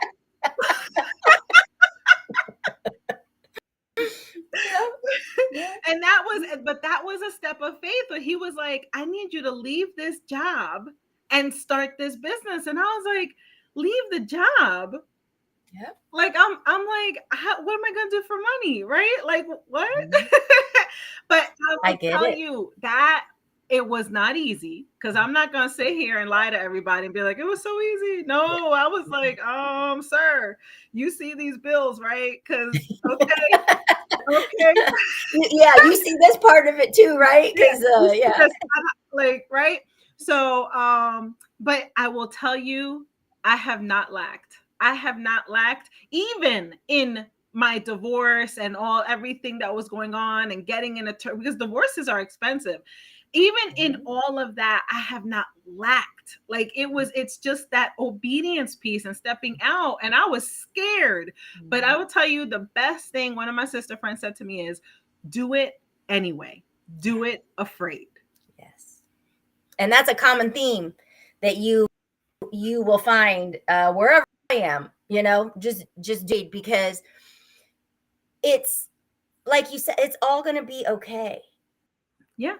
But even in that beatdown, that is where the blessings, that's where they're at. You got to kind of like, when you have to chip and you're digging for the diamonds, and you're digging for the gold, and you're digging, you've got to chip away and keep going. And sometimes that chipping, it's us, man. Like, it's us. And until we go through that, Charles and I talk about this a lot, digging, that refinement that has to come out. And in those moments, hope can be hanging on by a thread, but and I think hope is so important. If you're going to have belief, right? You have to have hope to believe. So, and I think it's important, because there are going to be times where you're going to really, I can't tell you how many times I doubted, even in this journey, like, is this really what he said? Right. And I really you have to hang on though to hope, so that you can continue to believe, right? Because all things are possible to him that believes. And so it is important to never, ever lose hope, regardless of how it looks, regardless of how it feels, because sometimes it feels, like crap. Like when I was going through my divorce, I was an entrepreneur full time. And it was hard, because I'm like, this second income, right, is not going to be here anymore. So it was just like another step. I feel like every time we go through something, it is just another way to, one, make your strength your faith stronger, to strengthen your faith, but also to know God at a different level. Yeah. And that's how it's been for me. Like, just to know him at a different level, just to know him as, now, he was my provider. He is my savior. He is my redeemer, right? I call him my sovereign superhero. That's who he is to me. And so, for me, it was really about, hanging on to that hope and really knowing him at a different level. And I love that piece too, because for me, because like I love this jam. Like I love talking about this because it's almost like how hard it is. We get excited about talking about that hard place we were at. You know what I'm saying? It's like we can truly get hype and remember how difficult it was, but we can be happy about it because we know he brought us through. Like it's that space was so dark, but we're celebrating because now we're like sitting on that edge and we can look back and we're like, damn, we really climbed that high, or we really dug ourselves, and I think that that's the piece of hope to share with people that do feel like they're still stuck so far low, is that someday keep pressing, keep going, because someday you'll be able to look back and you're going to be like, dang, I did that. I made it. You're going to be able to look back, right? And not just look back, but then show other people how to do it. You know what I mean? Like that, to me, I feel like that was like, so I tell people like, nobody is like, hey, I want to go through pain. This is awesome. I can't wait to go through stuff. Yes, sign me up. I want to go next. Right. Struggle party of one, please. No, nobody says that. But at the same time, it's you see yourself growing and you see yourself pressing and you see yourself getting stronger. Like if you don't go through anything, you don't know how strong you are.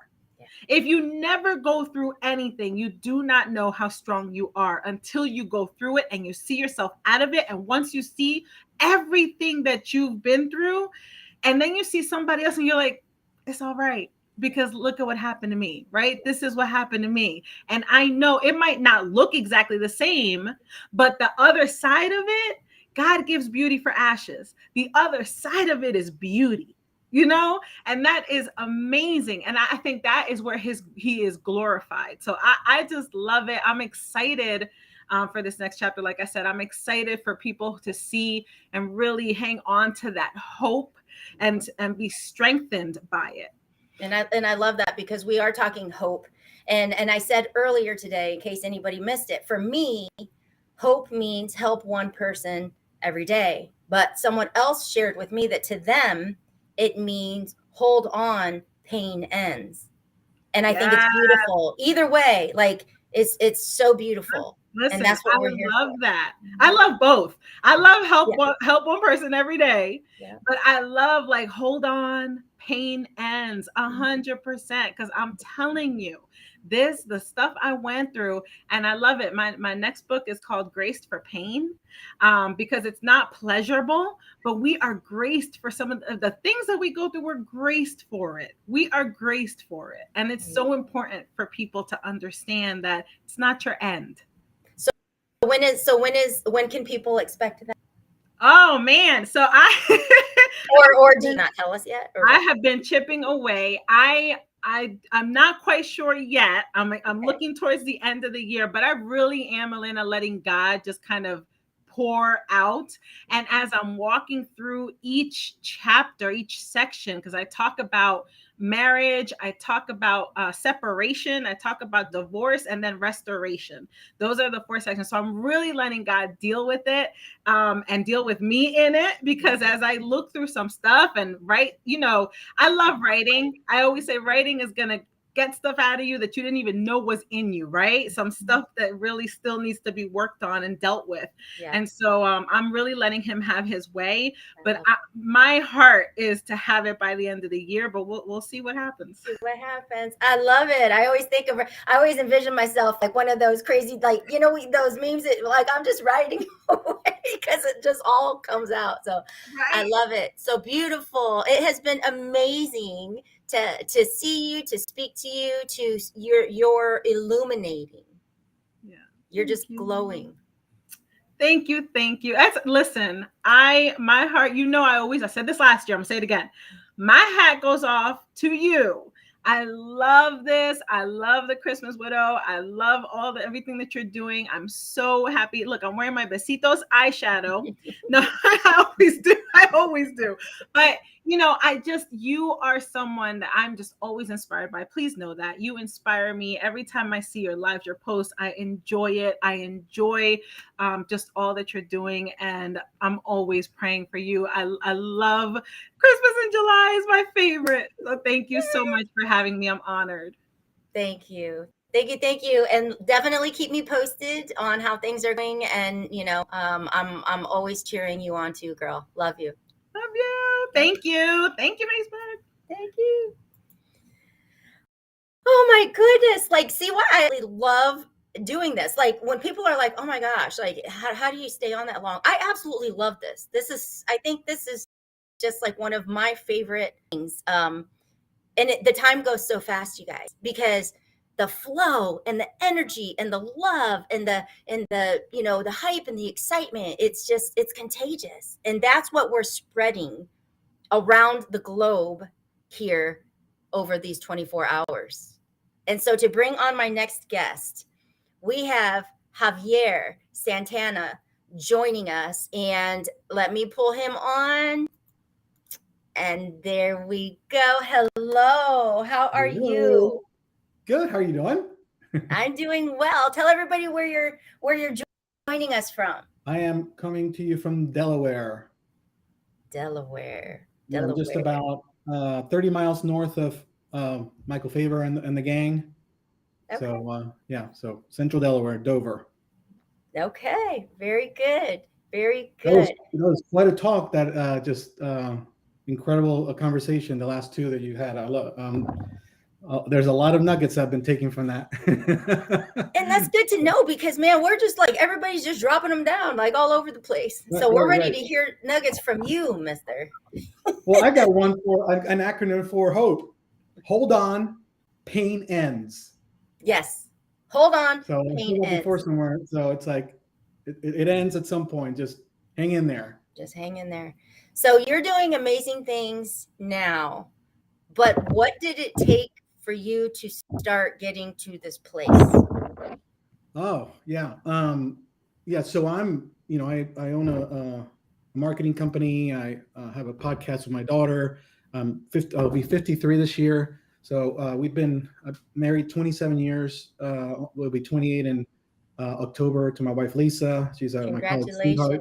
Yeah, thank you. Congratulations. Like I love, honor, and respect marriage. And so it's rare these days, unfortunately. So 28 years, I celebrate that. So kudos to you. Thank you. It's not easy. It takes a lot of work, and we change as we grow, and so it takes a deliberate kind of effort. And then I have three beautiful daughters. Megan, my oldest, just turned 26. Bella is 20, and Grace is 13. So fifth in command in my family, which is I'm totally fine with that. I'm totally okay with that. This is her. My oldest has a business, so she actually sells this on there. So love it. I'm an entrepreneur. Yes. But to answer your question, gosh, I mean, there's a lot of things, more failures and catastrophes and betrayals in my life, but even though I wouldn't repeat those, there's a lot of learning behind that has kind of shaped me into the man I am. And I, like all of us, have made choices at points where we can use whatever that is as a reason to ... or as an excuse not to ... Love that. So I don't have it together, but I'm looking back, it's kind of like, okay, God, I mean, that was a good decision. And, and I'm glad I stayed on and persevered and kept going. A big one in my life. I was one of those people in 2008 that kind of lost everything. I was, my house, I had a business at the time. It was a side business, but I also lost my job. Found myself as an adult with, at the time, 2 daughters, humbled to move back into my mom's house and basically start from scratch, Everything we owned was in 2 10 by 10 storage units. That was it. And we talked about, you guys talked about God and his provision. And I related to a lot of that because we were never without during this time. It was painful. It was, and it took a lot. It took almost a year for me to find employment again. And fast forward, in August, it'll be 3 years I've had my business, High Ground Creative. We have now 8 on our team, on my team, Nice. growing. Yeah, it's 2 years ago in June, we bought a house. It was the first time we bought a house since that happened. And it's not about the house, it's what it symbolized, the work and perseverance to kind of come back from rebuilding. A lot of people my age have a lot of money put aside with stocks and with investments and stuff, and we've had to literally start from scratch. Yeah. And I respect you. Like, I respect you sharing that piece, because that, I think people shy away when they feel like they should have had this, more. Or I know for me, when I everything at 44 years old with like nothing, and it's like you almost feel like, where did I fail? Like, how did I not have all of this like taken care of? And so I appreciate you sharing this, because people need to know, no matter what age you are, you can come back. You can start again, for real. Right. And I can choose to, believe me, I did it for a while. It's just my recovery time is a lot less, but I was in a fetal position, metaphorically speaking, sometimes literally, sucking my thumb and just feeling sorry for myself. But at the same time, I looked at my children, my wife, and I'm like, wait a second, I have a responsibility here. I need to get up. I need to do what I need to do. What else can I do to turn this around and be able, so you push and you push and you learn and you don't repeat mistakes and you continue to move forward. So that's been kind of an anthem for me for a long time. I'm very thankful and have a lot of gratitude even from those moments, because again, a lot of the people that mattered showed up, and there was a lot of provision. I can look back and say, I felt like I was the richest man in the world when I even didn't have anything. So then now I'm in that phase in my life where, even though I'm not, I'm in the back nine, as they say, I'm looking, I don't have a midlife crisis. I'm fine. I have a lot of life in front of me, but I'm starting to have these thoughts in my head about legacy and what does that look like? And, these big words and these big things that are more than concepts. They're real things that matter. And it's not about me, it's about others. It's about planting seeds and building things that will outlive me, Yes. I'm a very big fan of the show, of the Broadway show Hamilton, and there's a line in one of the songs that every time I hear it, it just literally stops me. And it says, "What is a legacy? It's planting a seed in a garden you never get to see." Oh, wow. Wow. Somebody needs to drop that in the comments. That I have not heard that. And if I did, it didn't jump out at me. So say that again. What is a legacy? It's planting a seed in a garden we never get to see. Wow. And I'm realizing that it's not about me, the legacy. It's about others. It's about it's not about chasing a blessing. It's about being a blessing. It's about creating an environment where it's not my legacy. It's something that's entrusted to me, and I continue, and it keeps going. And I have to be willing to not see the garden. If we're trying to see the garden, then it becomes about us. It's not my legacy. It's a legacy that I continue. And these are big things that just recent in the last few years, I'm just like shifting. It's this mindset shift, right? Mm-hmm. But I look at my girls, I look at my wife, I look at the things that matter, the communities I'm part of, you guys, it's just, this is like real things. And it's not abstract concepts. They're real things that matter. Our decisions, when we talk about impact, are huge. We can't be a spectator. We have to be more of a guide, and then lead by example and just continue and learn. And as we're teaching and as we're being an impact, we're also being impacted and we being taught. And it's kind of this cycle.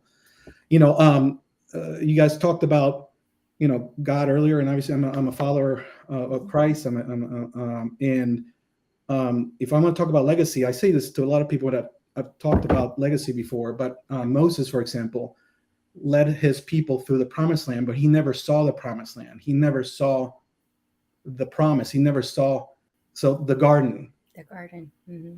And his legacy was more, it was honored because he's the one that did the work. He was entrusted with that mission and that vision, and he saw the vision and he carried it out. So that's the level I'm seeing life now. You asked, so I'm answering. No, I loved it. Like, I love this stuff. This is when people are like, what do you do for fun? I'm like, talk about deep stuff. No, it's good. It's good. Thank you, because I appreciate that. Because it's funny you say that, because I don't mind having small talk and talking here about sports here and there, but very quickly I'm like, let's start digging. Let's just go. Yeah. I get bored really quick when we're talking surface stuff, right? Mm-hmm. But we have to embrace uncertainty when it comes to this. So we don't have the answer. We just are entrusted as a guide and just moving forward. And I'm okay with that. I'm okay with not. I'm okay with creating an environment that my girls, my daughters, and my wife can thrive in, and also at the same time being able to film as my cup gets full, being able to bless others and find opportunities to do that. How? Whatever comes up, we make adjustments and see what the opportunities are. And I think it's just the spirit of all this is the willingness to be a blessing, mm-hmm. and then keep an eye out, because if things can pass us and then we miss them. Yes, the willingness to be a blessing. I love that. And when you talk about that piece, like, for me, as hard as I grind and have picked up all the pieces and I'm rebuilding, it is when somebody had posted a question of like, what is your greatest fear? My true fear is I will be cut short before I get things where I know I can leave them for my own kids. Sure. Like that's just my biggest. Get this all in place so that they have that while I'm gone. But my fear is that I don't make it to get all this. And so that I love the way that you shared that legacy, the definition, because that is it. You nailed it. Thank you. And if I may say to you, what's the fruit of that feeling you're feeling? Fear, right? That's not so we have to kind of, I struggle with that too, because there's a little bit of anxiety there's times I feel like time is running out. Oh, geez, I need to hurry. There's a lot of work to do, and I'm feeling like, time is getting faster and things are speeding up and there's not enough time. And to me, I've also found that there is time, and if we honor what we need to do, the time will show up and the opportunity will show up. Yes. So I would encourage you not to kind of, and by the way, I relate 100% because I feel that way the same. It's not like, but to not live in that feeling of that anxiety, because that, to me, that when I have that anvil in my chest and that, oh my God, I tend to make bad decisions or not act or you're just grasping. Yeah. And so I have to remind myself, because I know faith and fear do not live in the same space. Right. And so I always do. That's when I'll come and I'll be like, okay, God, like I'm kind of put me back in check here now, because That's a good one. That's good. It's important to kind of have those checks and balances with ourselves, and also surround ourselves with people that we trust, that will kind of keep us, and give us tough love when we need it, and not just agree with everything we say. That I like to surround around people that I trust enough and they're comfortable to tell me I'm wrong. Oh no, you need to stop doing that. And when I receive that rebuke, I receive it in the right way, because there's a trust and there. And those types of individuals are rare to find. But those are the circles we talk about. We need to find, and once we get those, just nurture that and just feed it and continue to invest in those relationships, because they're very, very powerful and very important. Not just for us, but for them. Yeah. I mean, they are. It's whether you call them dreams, goals, hopes, aspirations, you got to be around people that. Right. you know, that believe in the And beauty. being around the communities we're part of, because you and I are part of the same, same communities. I'm part of, obviously, Unleash You Now, CLA, and AMA as well. It's before I started kind of circling in these circles. It was like a little over a year ago. I knew this stuff, but I never really kind of lived in it. And in the beginning, it was like, that's kind of weird. But you're like, people really live like this. Like, people are really like positive, like every day. Look at all these posers. But I'm the poser at the time. It wasn't them. But I started realizing, wait a second, this is like real stuff. And when I started living that, my mindset started shifting, and I started operating and making decisions in a way that I didn't before, and being around people that were positive and empowered me and inspired me. Wow, gosh, I'm no regrets, but at the same time, it's like, I wish, where were you guys 20 years ago? And I think that that's so important, because I'm sure that you've caught this piece, throughout the time, but starting in 2021. And I always make my focus board, for the coming year. But I remember praying for team and community, because we were coming off of COVID, but I lost my husband, and then we went right into COVID. So for me, I just felt so alone for so long. And I was trying to build my business virtually. I didn't know what I was doing. I was in survival mode, but I got to a point where I'm like, I need friends. I need team. I need community that believes like me, and it's amazing that it was April and it was May. So we're talking just months later, and I was in Nashville at Unleashed. Then I was at Emilio and Daniela's in New Jersey. I mean, it was just like community and team was God's like, here you go. Like, I want more of this. Yes, it's beautiful. Totally.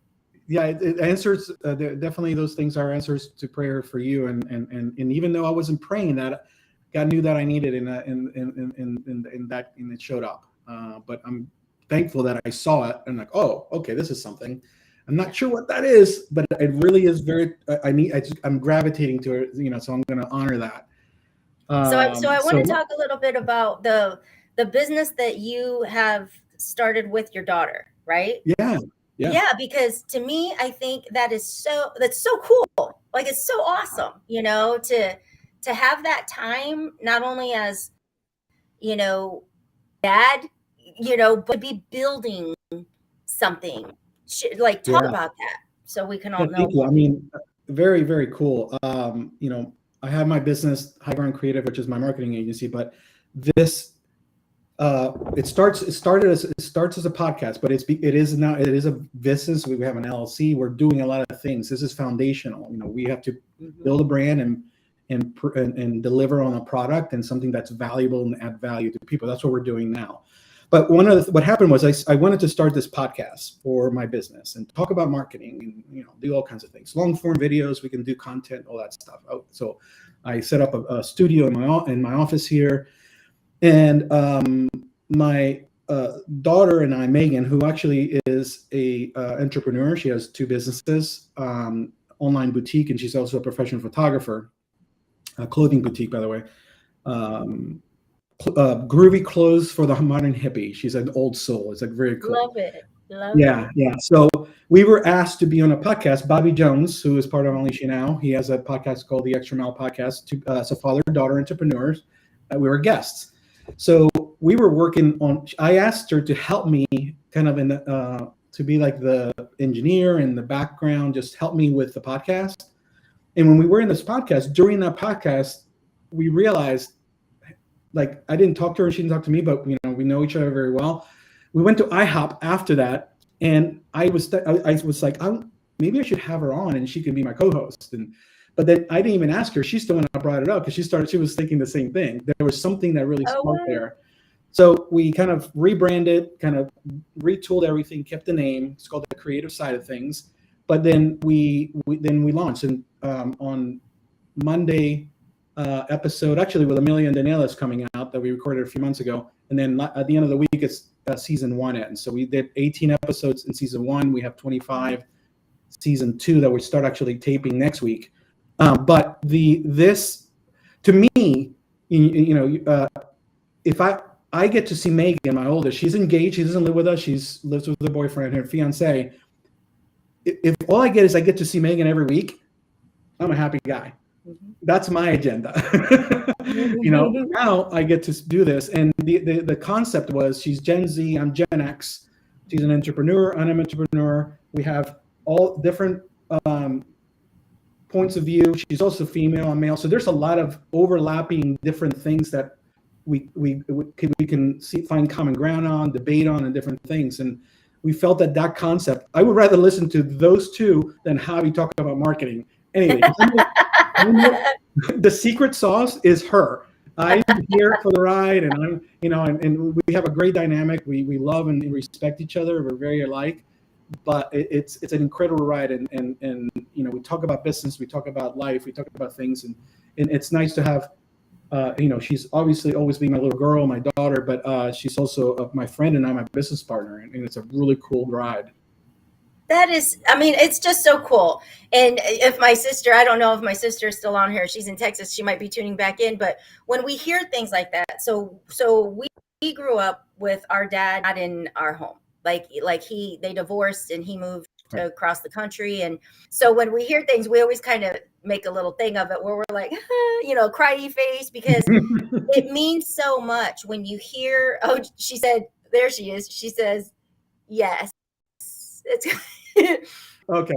When we hear things, not only is it, it's cool that it's this business that you guys are doing together, but it's so valuable to her as a daughter to have her dad a part of her life in this capacity. And maybe it wasn't even coming about a thought like that to you, but from this side, I'm letting you know, as a woman today, I'm 49, but I still am impacted by not having my dad in my life growing up. And so for that, I just want to say, no, thank you. That's like, it shouldn't be amazing, but it really truly is. The impact that you're making, not only to those of us that are watching, but in her life, it's huge. Thank you. She's my world, and they all are. My middle daughter Bella, she works full time for me at High Ground, by the way, too. So she's going to college, and guess what? She's majoring in marketing. Go figure. So she's getting book knowledge there and practical knowledge here. But I appreciate that. I failed a lot as a dad, and I like you. I didn't grow up with that. My dad divorced my mom when I was 2 years old. So my mom raised my sister and I by herself. And then when I was 10, she moved with my sister and I to the United States from Puerto Rico. My dad stayed back, and she raised my sister and I in another country. I didn't know any English when I moved here. I was, and I remember leaving my school in Puerto Rico on Friday, and that Monday I started school in Virginia when we moved, and I didn't know a lick of English. Oh my gosh, like over a weekend. You're just like, new school, new language, new everything. Oh my goodness. How old were you? 10. Okay.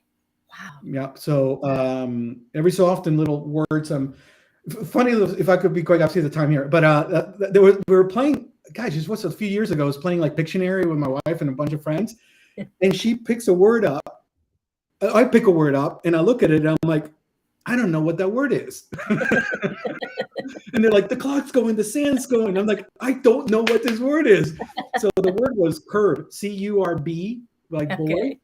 Well, in Spanish, it's curva. So it's like, I thought that was for C-U-R-V-E. I was thinking it was a 49 or 50. I don't know why that word, I looked at it and it's like, no sense to me. So. I love it. Those are the little things that kind of remind you of where you come from and how far you've actually come. I was getting my hair done just yesterday, and she's like, trying to talk to me while she's washing my hair, but she had Spanish that was just like, she was talking in English, and then she'd get all tripped up and like, oh my gosh, my Spanish is trying to come in. It's like, so we just had to giggle because she got all tongue tied, but it's like she was trying to say things in Spanish when she wasn't. I'm like, it's all good. I get it, you know? So yeah, you know, being a Puerto Rican, we butcher the language. My people, you know, we're like, they call Spanglish, you know, we just kind of have these Spanish words or with English words with Spanish conjugations or Spanish word like with, you know, but it's, but you know, love is universal. You know, if we have around people we respect and love, we find ways to communicate. I love it. But look, I'll tell you, with Megan, I'm every second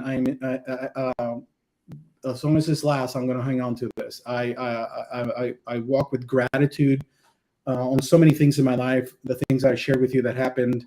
You know, there's so much work to do. There's so many people to touch and impact. But my first ministry is my family. My mom said to me years ago, she goes, if your house ain't straight, you have no business building somebody else's house. Mm-hmm. And that's huge. And that's huge. And that kind of like ties me into the nonprofit. You saw me talking about this the other day, the Christmas Widow. This started for me in 2021. And I put so much into it. Like, I'm investing here, I'm doing fundraisers, I'm hosting parties. Like, I was thinking about the kids and the Christmas time and all of this. And I almost felt like I was failing because I was trying to build my home, build this and take care of my kids. And God had to let me know that we're not in a hurry here. You know, he had to let me know you have to take care of your family before you can start taking care of others. And so when I talk about the Christmas Widow actually being incorporated back in 2021, and here we are 2023, and now I'm like, okay, guys, now I need help. Now I need support, but I have permission, and my God gave it to me to say, you got to take care of your family first. Right. So it's not like your heart isn't in those other places, but take care of yours, and then you have that foundation. And it's not our timing, right? It's his timing. We always talk about that here, but it's a lot easier to say it than do it and be in it. I'll say one more thing to kind of end this. I heard this in a sermon one time. It's like sometimes when God gives you an anointing, and he also gives you an appointing, but many of us get anointed and then we immediately rush the fields, go out and do something, but we don't ask the second question, when, right? So the appointing might come a year later or 2 years or 10 years later. So we have to be faithful in that to realize, okay, wait a second. I know what I'm going to do. This is the mission that's been a vision I'm seeing, but maybe it's not now. Maybe it's later.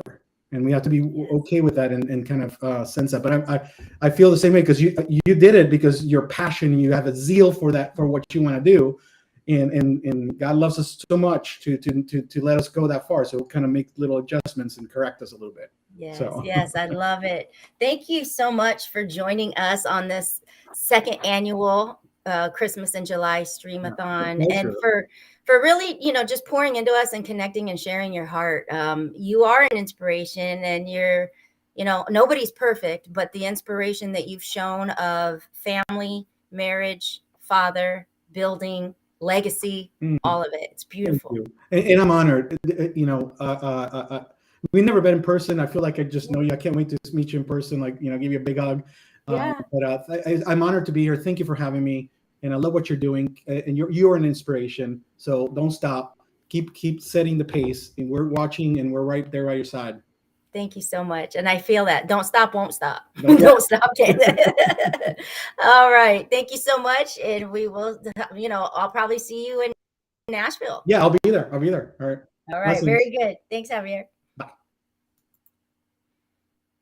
Oh my goodness. Like, what can I say?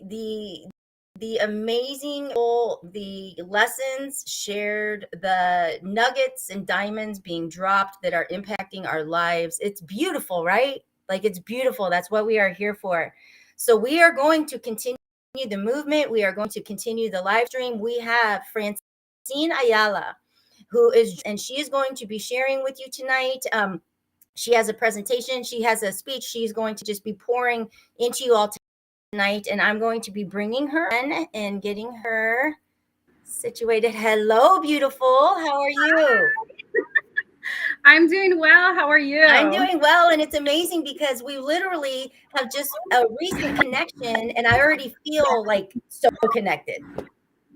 Oh, I'm so happy. I'm blessed. I was writing a note down that somebody had said earlier that I wanted to reference, and so I was just writing that down really quick. But yes, thank you so much for having me. You are welcome. Before I share put you over on the stage, why don't you tell people where you're joining us from? Yes. Okay, so I am joining from Chino, California. I'm out here just melting. The weather's nuts. Well, Yeah, you look great. You look great. So, thank you. I'm glad you can see I'm sweating a little bit, but my AC is it's working hard. There you go. Well, I'm going to just turn the stage over to you, and you do your thing, girl. Okay, wonderful. So thank you all. I mean, first of all, thank you for having me, Elena. I truly appreciate it. And I love the energy, the vibe, everything. I was even going to ask you, how are you doing this for 24 hours? I know we have to connect afterwards to really find how you did this, staying up this long. So if you all didn't catch earlier, the speakers earlier, you really have to go back and listen to them because, wow, I was in it in the morning and I was taking notes and listening to all the amazing speakers. Jose Escobar is somebody that I got introduced to, which then linked me to Elena. And it's just all about really connecting and building in community. And I'm so grateful for these relationships that we're building and growing together. So a little bit about me. Elena told me to bring inspiration and hope to people. And obviously, that's what I do. That's actually what I do for my business. And I'm going to share how that all came about. So my business is it's called WELA. So WELA is Women Empowering Women Living Authentically. And I started like a Facebook group literally 6 years ago out of depression. And so people are like, what? Like, what happened? So how many of you are always like, okay, my life isn't going in the direction it was supposed to go, what society deemed was appropriate? Drop it in the comments if you're here with me and you're just like, yes, I feel it. I'm not where I thought I was supposed to be. Life has thrown me a lot of curveballs. And so I was about to hit 40 and I didn't have the perfect family that we were supposed to have because, again, my parents were baby boomers. Their parents showed them they needed to have this whole family foundation, and it was just me and my son. So I was like, I don't have the white picket fence yet. I don't have, the husband yet. I don't have that family yet. So I literally fell into depression that it was me, what's going on, and so forth. So I wanted to create a community of just women, supporting women through this time of uncertainty. Like, what is happening in our lives? Why are we feeling depressed? Where's this anxiety coming from? And all I did was literally just start a Facebook page and called it Women Empowering Women, at the time, Los Angeles. I was like, okay, let's get together and share. And I invited all of my Facebook friends and family, and I just started to post inspirational quotes to begin with. So inspirational quotes went out and nothing. So, the whole social media, it's like, well, nobody likes me. So I went back into depression. And I was just like, okay, obviously this isn't something I should be doing. Nobody cares.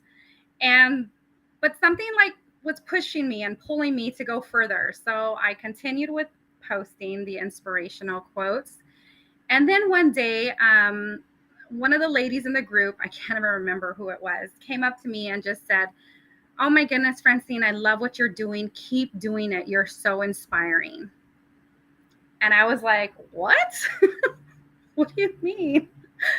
Like, you're looking? Like, why don't you comment? Why don't you like? I didn't tell her that at the time, but I was just like, I don't understand. Like, okay. So I learned really quickly that people are watching. They're watching what you're doing, but how is it that you're showing up?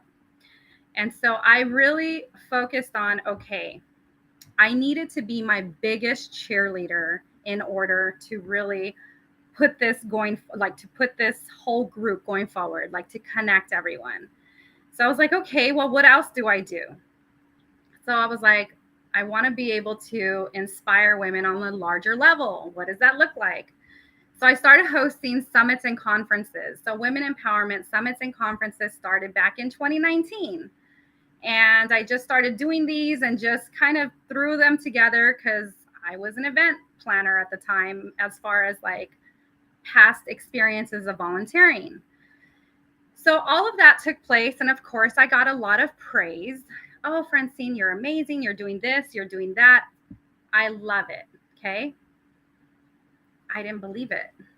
I didn't believe it. Like earlier, Jose was on and he's just like, he asked a question like, do you think I really built like a 6-figure business in 15 months?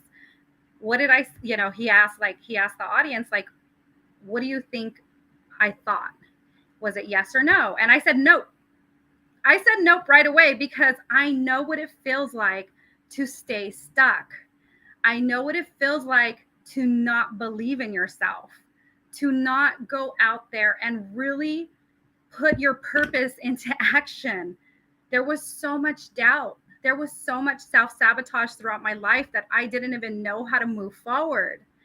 And so I literally did not believe the words that were coming out of these ladies' mouths. I was like, oh, thank you, very humble. And I'm just like gracious for their comments, but I did not believe exactly what I was doing. And so, you really got to understand that there is purpose in what you do. Okay. We're all on this path, this journey that God has placed us on. And until we find out what that path is and what our journey is supposed to be, the same types of situations will take place in our lives. Okay. So if there's a constant pattern in our life that is happening, we got to learn from it. What is it that we need to understand? What is it that we need to draw closer to so that we know how to shift and move forward? Okay, so I'm going to share some of these speakers. And I feel so bad that I literally forgot her name, but she was a phenomenal speaker this morning. And she has a nonprofit called Izzy's. And I know Elena can share more about that. But one of the things that she said was, why me? Why me? Because she had lost her daughter at a really young age to a rare form of leukemia. And it's like, what am I supposed to do with this? And when she said that, it's perfect into what I help with my clients. It's like, why me? What is my purpose? What am I supposed to do with this? And so many women are stuck in that space of really not knowing how to move forward. Like, where are you at in life? We have a lot of empty nesters. We have a lot of like maybe women that are divorced and just really not understanding how to really move forward with their purpose. And so you got to look within, right? So I really had to share this. And then of course, Jason Johns, he said something that was so good. And he said, it hit me too. He's like, why didn't I move forward with something I was passionate about?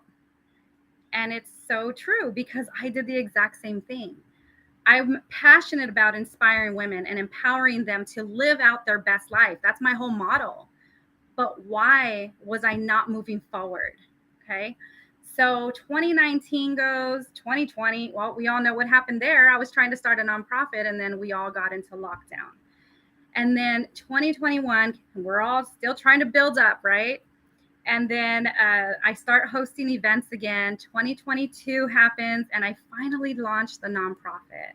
I finally launched my for-profit because I want to have 2 separate businesses that support each other. But then I hit a barrier again. And I'm like, what is happening? Like, I've done so much throughout the years. Why am I still getting blocked? I don't understand this. I had enrolled in a mindset coaching class, and it's NLP, neuro linguistic programming, because I wanted to understand why I continue to get blocked, why I continue to have these same patterns. What was the lesson I was not learning? And so I got to really understand that we hold on to so much from past situations, past beliefs, past trauma that happened within us growing up. So, you know, I learned that we get imprinted on by people back then, situations, events, mentors, teachers. I mean, I remember having a teacher telling me in high school if I was stupid. Are you stupid? Does your parents sit you in front of the TV for like 5 hours and you don't get it? I mean, you think about the types of words that our subconscious mind holds on to and how it could have affected us later on in life. So I really get to dive in deep with my clients to understand their patterns and to ask the questions that their conscious mind isn't asking. So I went through that. So I went through the process of really understanding and becoming certified in neuro-linguistic programming, or NLP for short. And so I get there, right? And I'm like, okay, I'm in training, everything's running great. Excuse me. And then May of 2022, I just fall short again. What happened? What is going on? I'm doing everything. And then like I go see my doctor. I'm like, okay, tell me what's happening. This is what's happening. This is what's happening. And I remember a friend of mine saying, I think you have ADHD.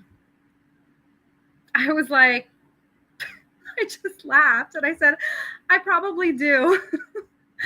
Because it just made sense, right? It made sense. And I'm like, oh my goodness, let me look further into this. And so I went to my doctor and I was just like, of course, they went through the whole process of the questions and whatnot, and basically told me I am. And I went into a spiral of emotions. But I share this because it's an awareness. It's an awareness that I had no clue about. And not knowing just allowed me to just kind of walk in this space of not being aware of the patterns that I have. Now, I say this because ADHD is not a bad thing. It's a superpower for me. I love that I can be hyper-focused for 12 hours straight and get like 3 months of work done. But there's also days I can't get anything done. And so it's just an awareness that was brought forward. And honestly, I could tell you it made sense. The last 30 years of my life made sense. Because I was always that person that, why didn't I understand something? Why didn't I understand it and everybody else did? You know, and I almost felt like I was stupid. You know, those are strong words, but I almost felt like that I was. And so I got to really understand how I maneuver, how my brain processes, and how I get to encourage and support other women in that space. And so it's something that was constantly not talked about. And let me just share that my coach at one point told me to not label myself. So what did I do? What Tiffany Harris had said, that sometimes people's words will internalize. And I allowed those words to internalize, because what happened was it wasn't her fault. I just lessened myself, meaning like, I can't say that I was ADHD. She's like, don't label yourself. And I said, okay, I get that. Don't label yourself. However, if there's not an awareness, so let's just say you're just going through life and there's not an awareness of why you're struggling internally, then how is it that you're able to use your strengths? How is it that you're able to understand where you're falling short in your weaknesses and then turn them into strengths? So the awareness is really key. And when I talked to my coach again, or my other coach, I told her this, and she's like, awareness is powerful. And I'm like, exactly. And so this is why I needed to be able to share this on such a larger level, just so that there's that awareness behind it, because that's what I do for my clients. I help them become aware of the patterns that were imprinted on us from growing up, from our past. And then I move them into the understanding of it. I move them into the understanding that, the effects that it had on us and where it came from. And we dig a little deep as far as like, depending on the situation, because some of us are affected through trauma, PTSD, and so forth. And then I move them through this disassociation. So I help them to basically move away from the event or the pattern that stays stuck on their neurology. And lastly, we go through what's called a reframe, so that I know how to reframe them into a better position, and they're able to then know how to move forward. And so really understanding who you are as a person, and understanding that you get to have support no matter what in your life. You have to put yourself around a community of people.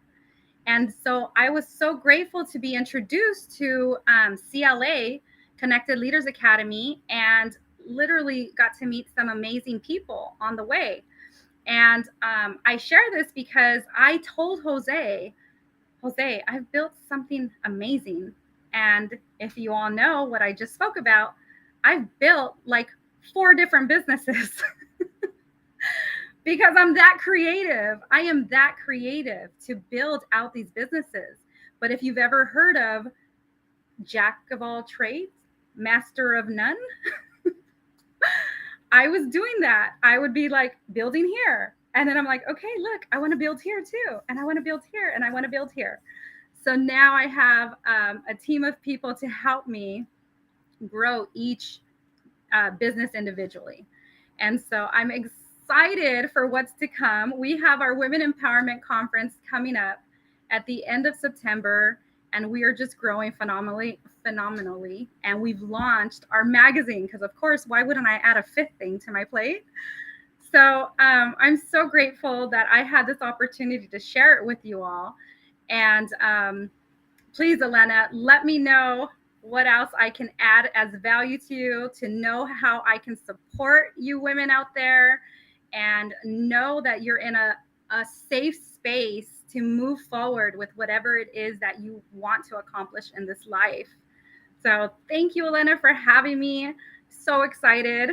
I love it. Right here, we've got Gina saying, OMG, you are describing me to a T. And yes.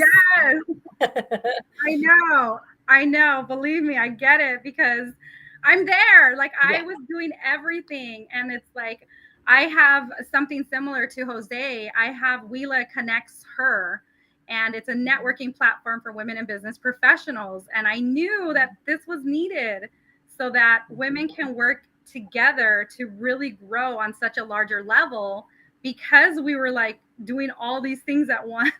Yes. Yes. So, yeah. And and then Gina even says, I've often wondered if I am ADHD. And Gina's my sister, and I would say yes. Yes.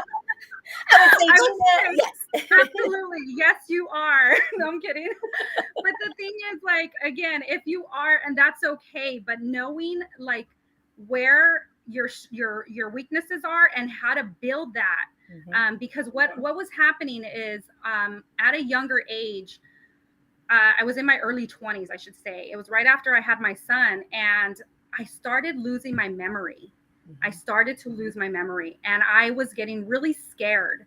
And I was just like, I talked to my doctor, and I was like, what's going on? I think I have dementia. I think, I have Alzheimer's, and he's like, no, you're fine. You're fine. And so that's a major impact there, is the memory loss. Mm-hmm. So doing multiple things at once. So I usually keep things to like 3, even though of course my business, I've gone to 4 or 5, but I limit the things that I'm working on, and then I have to delegate because it's too much. And then the reminders, I need reminders. So anytime I work with clients, volunteers, coaches, I always tell them, I'm like, if by any chance you message me and I don't respond, I said, message me again. I need those reminders. My calendar is always booked so that I get multiple reminders. So again, it's being that, it's having that awareness and understanding how you process information, because every single one of us is different.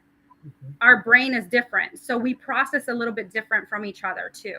So, and I love that you're bringing up the topic, because in my household, we've discovered my youngest, he's going to be 18, but he's on the spectrum, and it's been amazing to be able to discover this. But I also see so many things of myself that you didn't, back in our day, we didn't know. We just had to deal with it. And so it's allowed me to embrace this side of me. So when I hear this about you, I've got all my businesses, and this will be kind of a funny question, but do you have like tons of domains that you've registered names or something of something that you were going to start, and it's kind of like just sitting, or you moved on to something else? And because I know I do.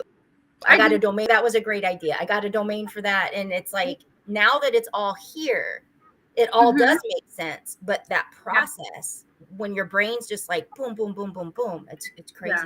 It's hard. So, right. Absolutely. So technically it's the thing is, like, we all start somewhere. Like, sorry, I got hot.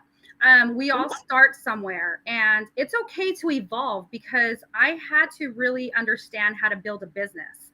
I did not know how to build a business. I was the first one in my family to understand from the beginning on how to build a business. Well, technically my dad too, but me, like, not knowing, not having the guidance, not really knowing where to start.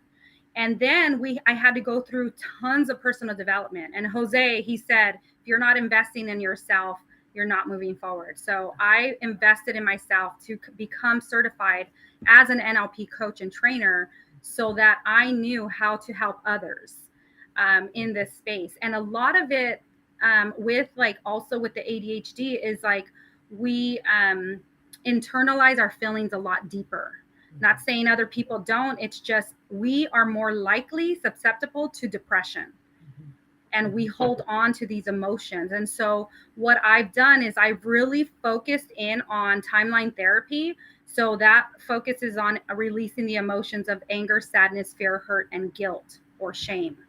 So wherever those emotions are holding on to our neurology, those are what I want to impact first. So I usually tell my clients, let's do the timeline, so I know how to release like those emotions that you're holding on to, so we can get you out of that stage of depression. Yes. Because that work is so impactful. And I definitely want to know more. Like I said, we're newly connected through Leaders Academy, but it's like, even just listening, number one, the powerhouse that you are building, I honor and I respect that, and I see that in you. So I talk about queens recognizing queens. Like I love that, but just the work that you do, people don't get an understanding that this is possibly what's going on. They can give themselves a stigma that they just hold it together, or that they're not good enough, or like if they start and they stop, then they're failing or quitting. Like, there's so much negativity that can be attached simply from not being aware. So what you're doing is so important. Absolutely. And that whole awareness, what happened was, so I do want to share that when it happened, I spiraled out of control. I went into depression. I was crying for like 2 weeks because I didn't know what to do. Like, what was this that I had? You know what I mean? And so I did a lot of research. And let me just share, I'm going to share, when you start to research all of the symptoms, you will spiral out of control. Mm-hmm. And what was happening is I kept falling deeper and deeper into depression about it. And then that's when my coach said, stop researching it. And I said, okay. So it's like, but I'll tell you right now, and this is why I'm so really focused on getting this message out, because I was part of a women's group that had, it was like ADHD support and so forth. There was like 50,000 women in there. And the majority of them talked about drugs, talked about being on medication. And I was like, oh man, if so many of them knew that there's other ways, you know what I mean? And so, and I get it. I'm not trying to say like people don't need them. I get it. It's just to understand and be aware of being able to know how to move forward without it.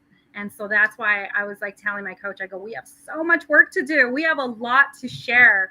We have, you know, platforms to share it on. We want to be able to spread it across, you know, the world. So exactly, because to at least let people know that they have an option, you know, like look at it and then make that informed decision, but at least you know, and you have that education. I think for most, if they go to the one place that they think will have all the answers, they think that's the only solution. And so at least if you're bringing that there's options, and let's talk about them and understand them so that people have that empowerment to make the choice that they feel will work best. And that's, to me, is huge. Yeah. And that's it. And it's just being aware and to have that empowerment behind, you know, within them, to know that they're very, you know, they're very creative. They're very focused. They can, you know, it's one thing that we can become is hyper focused. And it's like, man, on those days I knock out like 12 hours. I'm just like, score, you know, but again, there's those days where it's like too much. And it's the energy, like too much energy, you know, being hyper. And then they diagnosed me as combo. So not only did I have hyperactivity, but I also had, oh my goodness, what's the other one? It's hyperactivity and, oh my goodness. And then again, you go blank. You're just like, it was impulsivity. So hyperactivity and impulsivity. And if you think about it, if you go back and you're like, yeah, I'm pretty impulsive. I'm like, man, I'm like, I did a lot of things within my business to be really impulsive. You know what I mean? A lot of things in my life. And so, but again, I've gone through tons of personal development, the releasing of the negative emotions, the releasing of the negative limiting beliefs that I had about myself. And so now I'm in a space where I can share and really take women on such a journey that they understand who they are and how they get to go forward in their power. I love that. I love that. And I honor that work that you do, because it is so needed and necessary. So for people, if they want to know more about groups and the work that you do and anything like that, like how can people contact you or reach you, or what does that look like? Absolutely. So you can reach me personally, excuse me, on all my social media platforms at francineayala.com. You can follow us, our nonprofit, at wela.com. So that's WEWLA.com. And you'll get my contact there as well. But that's our nonprofit where we focus on helping women in the mental health space through, you know, self-care, self-love, and really supporting them in those spaces where, you know, they may have chaos around them, and there's chaos around them because there's chaos in here. So our nonprofit will focus on like supporting women to help them with like certificates to like organize, for an organizer to come in and help, you know, clear their space and so forth. Nice. Very, very awesome. Like, this is great. And I can't wait to connect with you more, you know, and just really see how we can come together and make an impact. I want to thank you for your time and joining us. I appreciate you so much. And I'm so grateful that we had this opportunity to meet, but you and I will connect afterwards and talk more. For sure. Thank you so much. And we'll be here till 10 a.m. Eastern tomorrow morning. Yes. Oh my goodness. Congrats. I'll be here just like this. So I'm seriously going to have to watch this, because I'm like, I don't know how she's going to do it, but I'm so excited to see that. All righty, girl. Thank you so much, and we will talk Thanks. to you soon. Okay, sounds good. All Thanks. righty. Bye-bye. Bye. Oh, goodness, that was awesome. And you guys, this is the amazing display of just connections, right? Because we know mutual people, we're in the same, we run in the same circles, but the power of what this event is doing is not only spreading hope and inspiration out amongst the globe next 24 hours, but it's actually creating new relationships and new partnerships and new support and all of that amongst each of us. So, to see that she's making notes, watching the other guests that we've had. I mean, that's beautiful to me, because to me, that's what we need to do in this space, is support each and help each other, as we're all here to make an impact. Like Jose said earlier, serve your way to success and whatever it's like to you. But we're all in that space of serving, and that's what's awesome. So speaking of that, our next guest coming up is a dear friend of mine who, again, I have had the blessing of knowing since I went to New Jersey back in May 2022. If you don't know by now, if you have heard about this New Jersey trip back in May 2022, there was Daniela and Emilio Roman. So many of us were there. So an amazing, amazing time.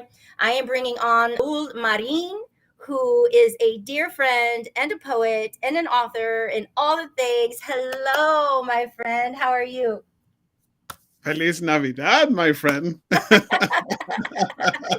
Yes, I got my hoodie on, and people are probably sweating outside in their tank tops, and that's okay. That's okay. Yeah. We How can are celebrate you? Christmas twice a year. Yeah. How are you? I am so blessed to be here one more time. Thank you so much for putting this together. It is amazing. Thank I you. mean, I when you first announced that you were doing it again, I'm like, God bless Elena for her heart and her vision to do this, because not only can we always impact somebody's life by sharing our story, but even ourselves. Those of us who are in this personal growth space, we keep our fire going because we share those equal powerful stories of hope. Yes. And I think it just keeps us going. Well, and it's official Thank you. now. This is second annual, so here we go. We're just going. So everybody, mark your calendars now.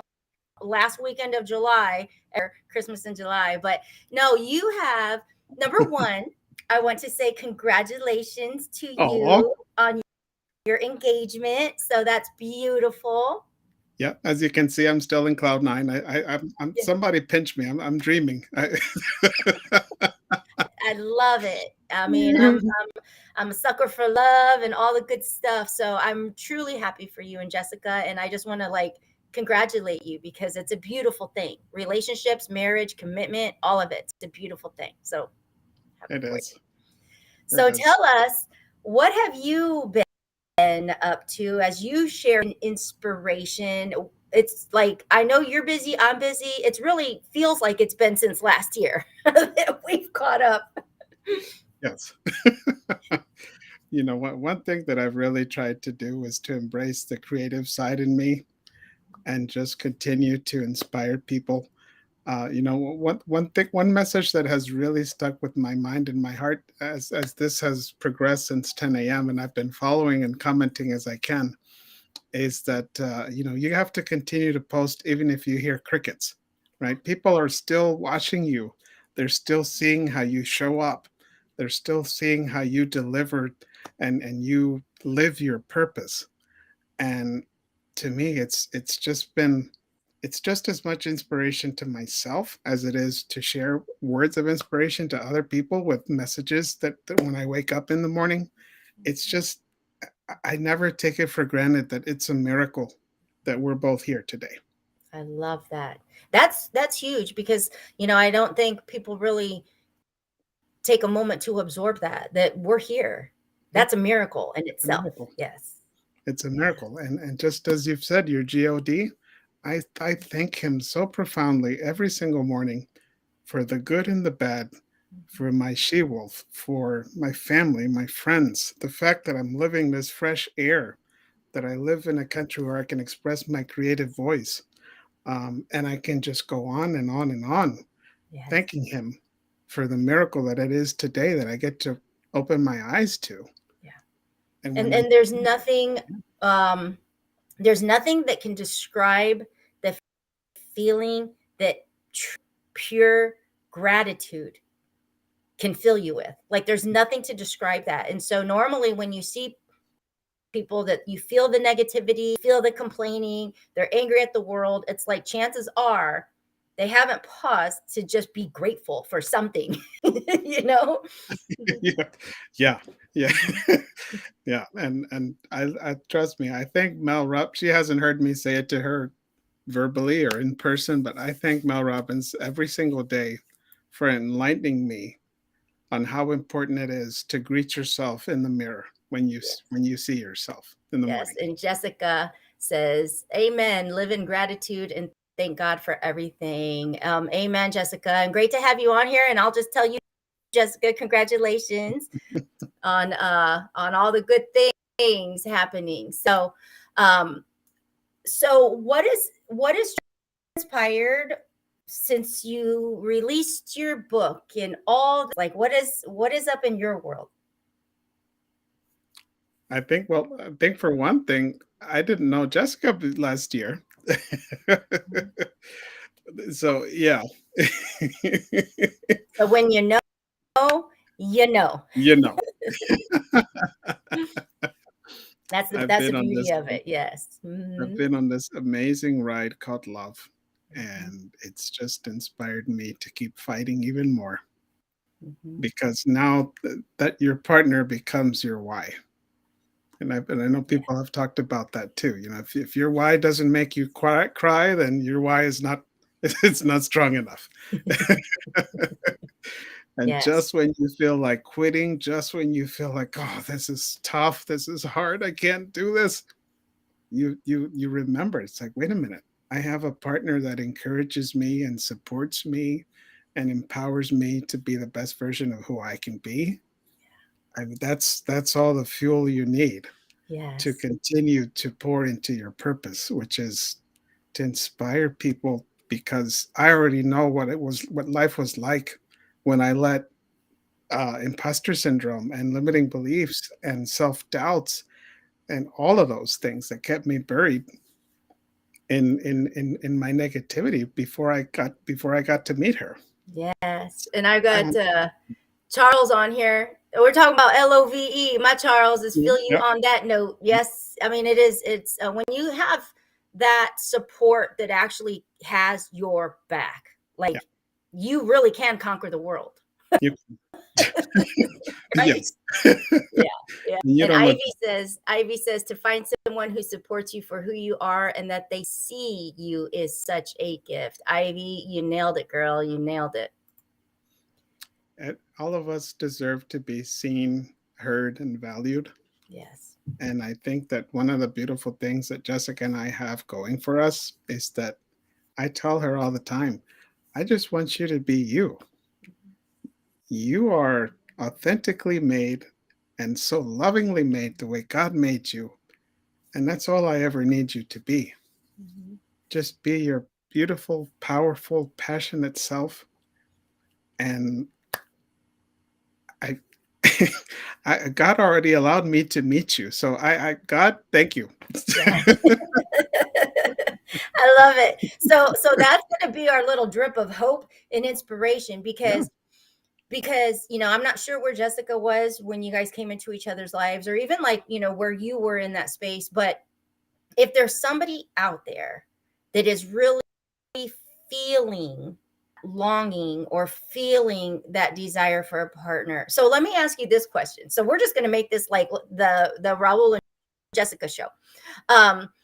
Were you both seeking someone, or was it you just met and it's like, oh my God, this is happening? Like, were you both just happy and content and building your dreams and going along your way and cool, and then you just met and it's like, here we are? Or were you really seeking a partner? Like, were you wanting that part of your life to begin? We were both definitely not looking. I think she was definitely in a place where she was okay, God, I mean, if it's not for me, it's not for me. I'm content with my life the way it is, and I'm just happy being single the way that I am. Yeah. Oh yeah, I she says we were not looking. I love it. I I was love I it. was pretty much riding that same ship Mhm. because I had finally learned that most valuable lesson to me, which was to love myself. Right, like it was when I've had that really difficult, and Jose talked about this, even though it was hit for Jose, it was wife to Jose. For me, it was mother to me. Okay. That really difficult conversation that you really don't like, but you need. Mhm. It was, well, you've gone out with this girl and that girl and that girl, and then weeks, months go by, and then poof, like never hear about her again. Mhm. I don't think that the issue is the girls that you're going out with. I think the issue is you. Oh, Mama told you, huh? Like mama told me that hit me like a ton of bricks. Like right here, like oof, like mom. Yeah.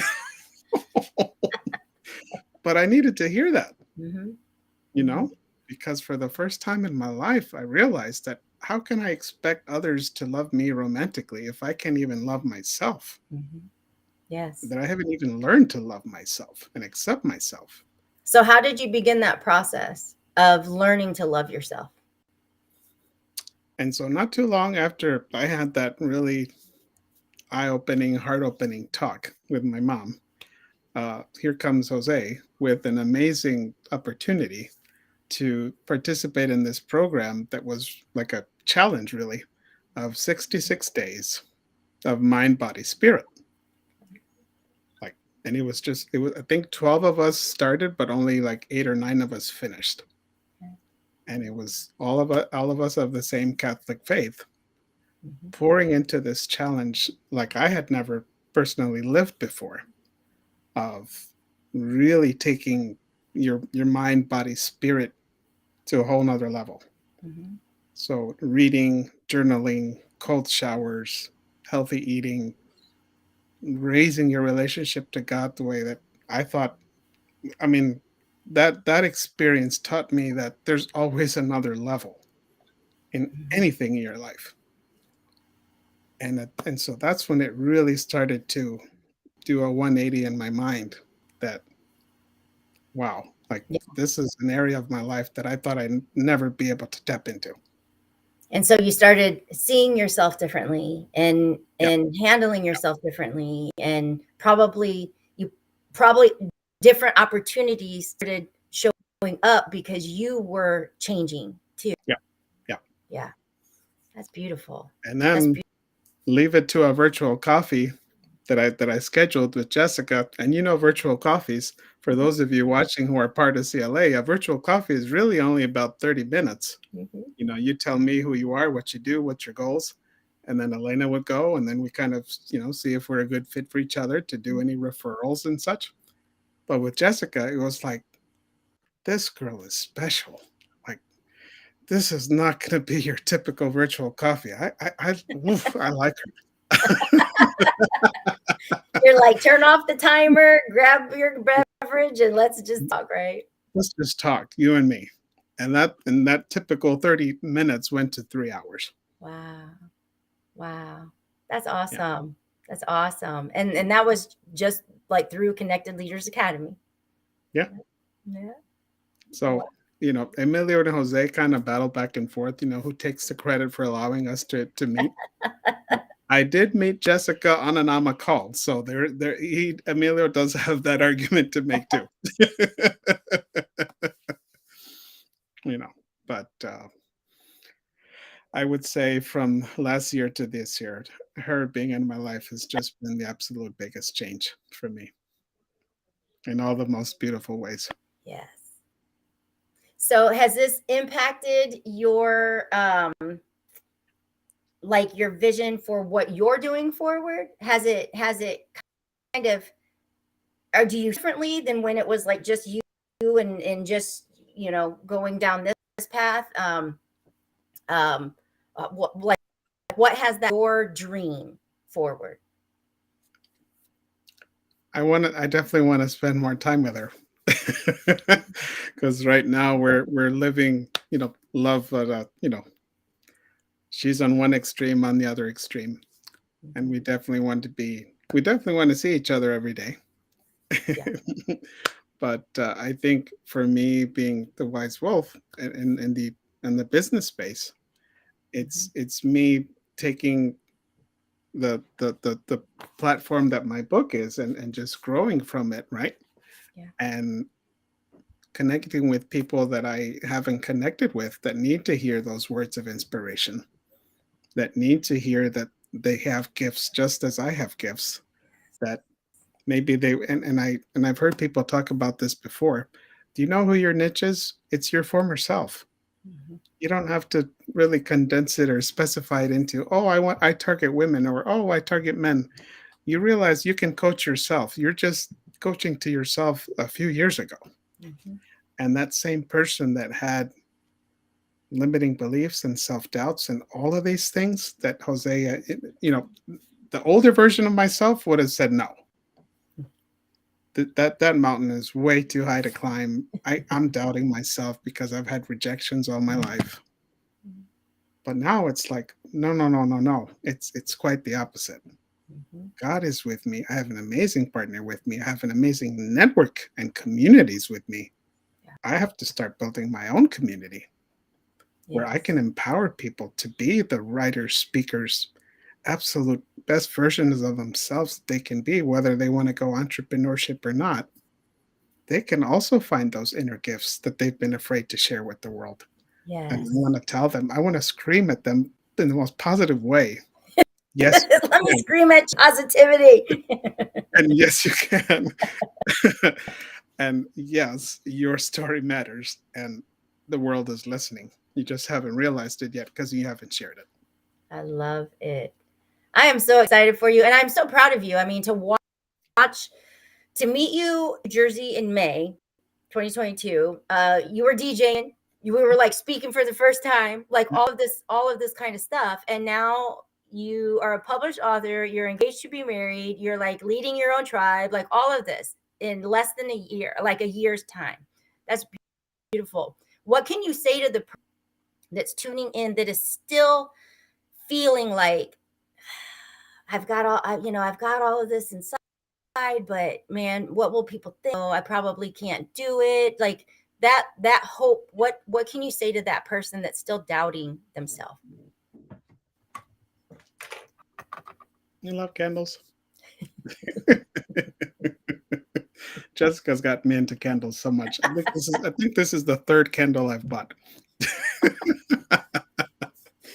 um, if you're listening to me, and if there's anything that you take away from this blessing that God has given me to share time with Elena, I didn't know what me time was, what self-care was, what turning on a candle like this, and just and some jazz music, and just letting yourself just be with yourself, and just right away. You don't have to be a poet, you don't have to be a writer, but use that time to reflect and say, what is it that you would like, what is it that you would like, what is it that you aspire to. um, Use that time to connect with God if you're definitely a believer, and know that he's listening to you. Even if your response isn't immediate, it's not that he's not listening, it's the fact that he wants to see if you're really committed, and he's got something for you that you just cannot imagine how good it is until you're ready for it. It's I like love. you've got to do that self cooking. Mm-hmm. Jessica's an amazing cook, so I'll take a little bit of her creativity. Use the time to self cook, with those gifts that you're um, that you want to see come to reality. You've And got to invest in yourself. Yeah. you've got to. And when you say that, we're both John Maxwell. Mhm. And years ago when I joined, Paul Martinelli shared an exercise that I still use today, and I actually share it with my comeback queens, or really anybody that I coach and work with. but it's the Any Given Tuesday exercise. Have you done that one? No. No. Any Given Tuesday.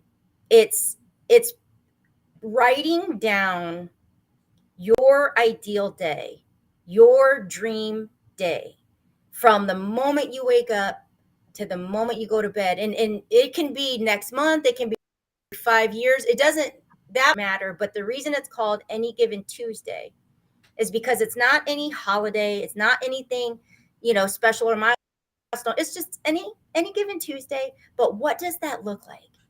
And really see it with crystal clarity as much as you can. And when I actually do that on Tuesdays.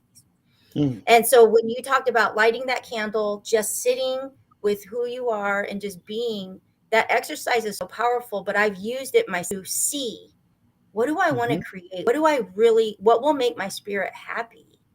And, to watch you, just like the blessings are overflowing within you right now. And to me, I just feel like that's a beautiful to be, because you're actually taking that time to honor what your spirit is drawn to. Like, I just love that, my friend. Yes. Yes. And it doesn't have to be only Tuesday. You can make this every single night. Yeah. Yeah. Make it a routine.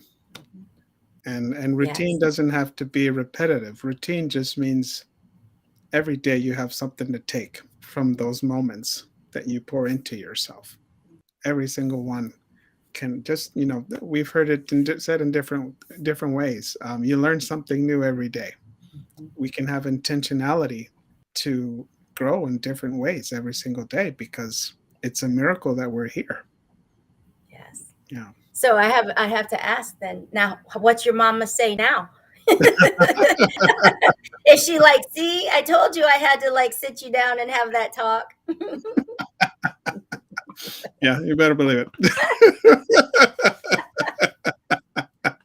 Yeah. Yes.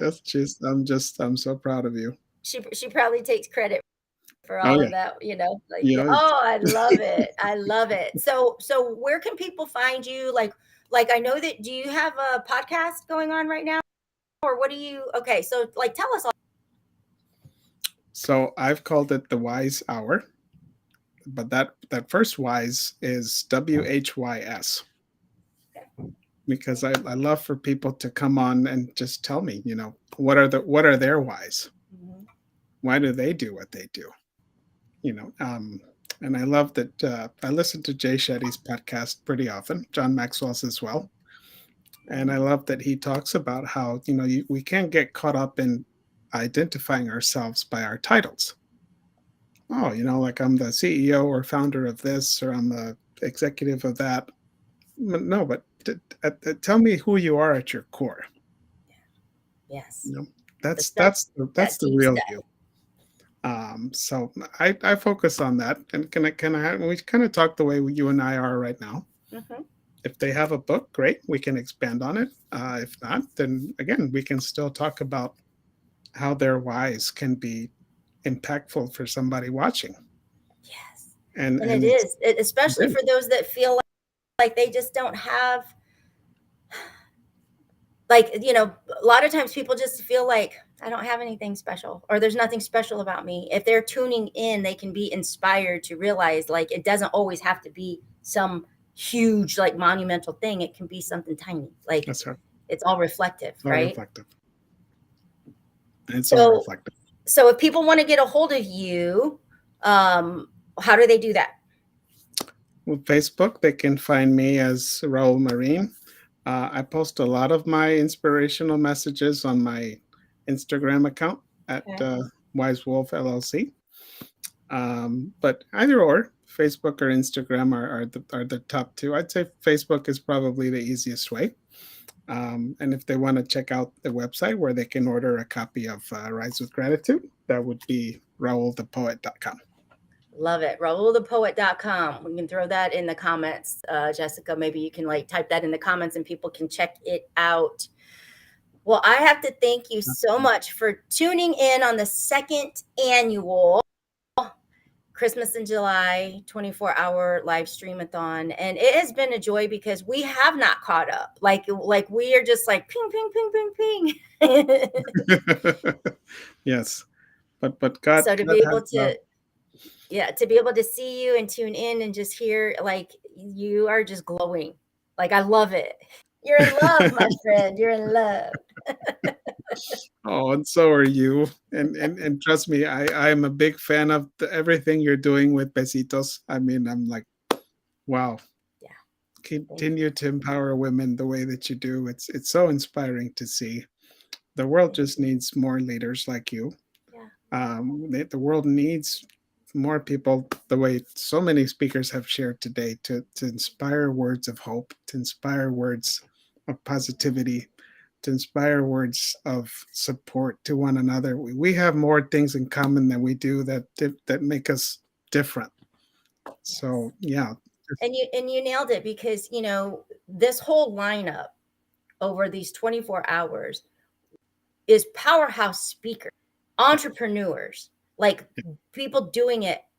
But the beauty of it is to bring us together, to remind us that we're all real, and we all struggle, and we all need hope, and we all have been through the beatdown, like, to bring the human part of us that I think in this space you have to just be a certain way all the time. And it's like, no, we're all just real people too.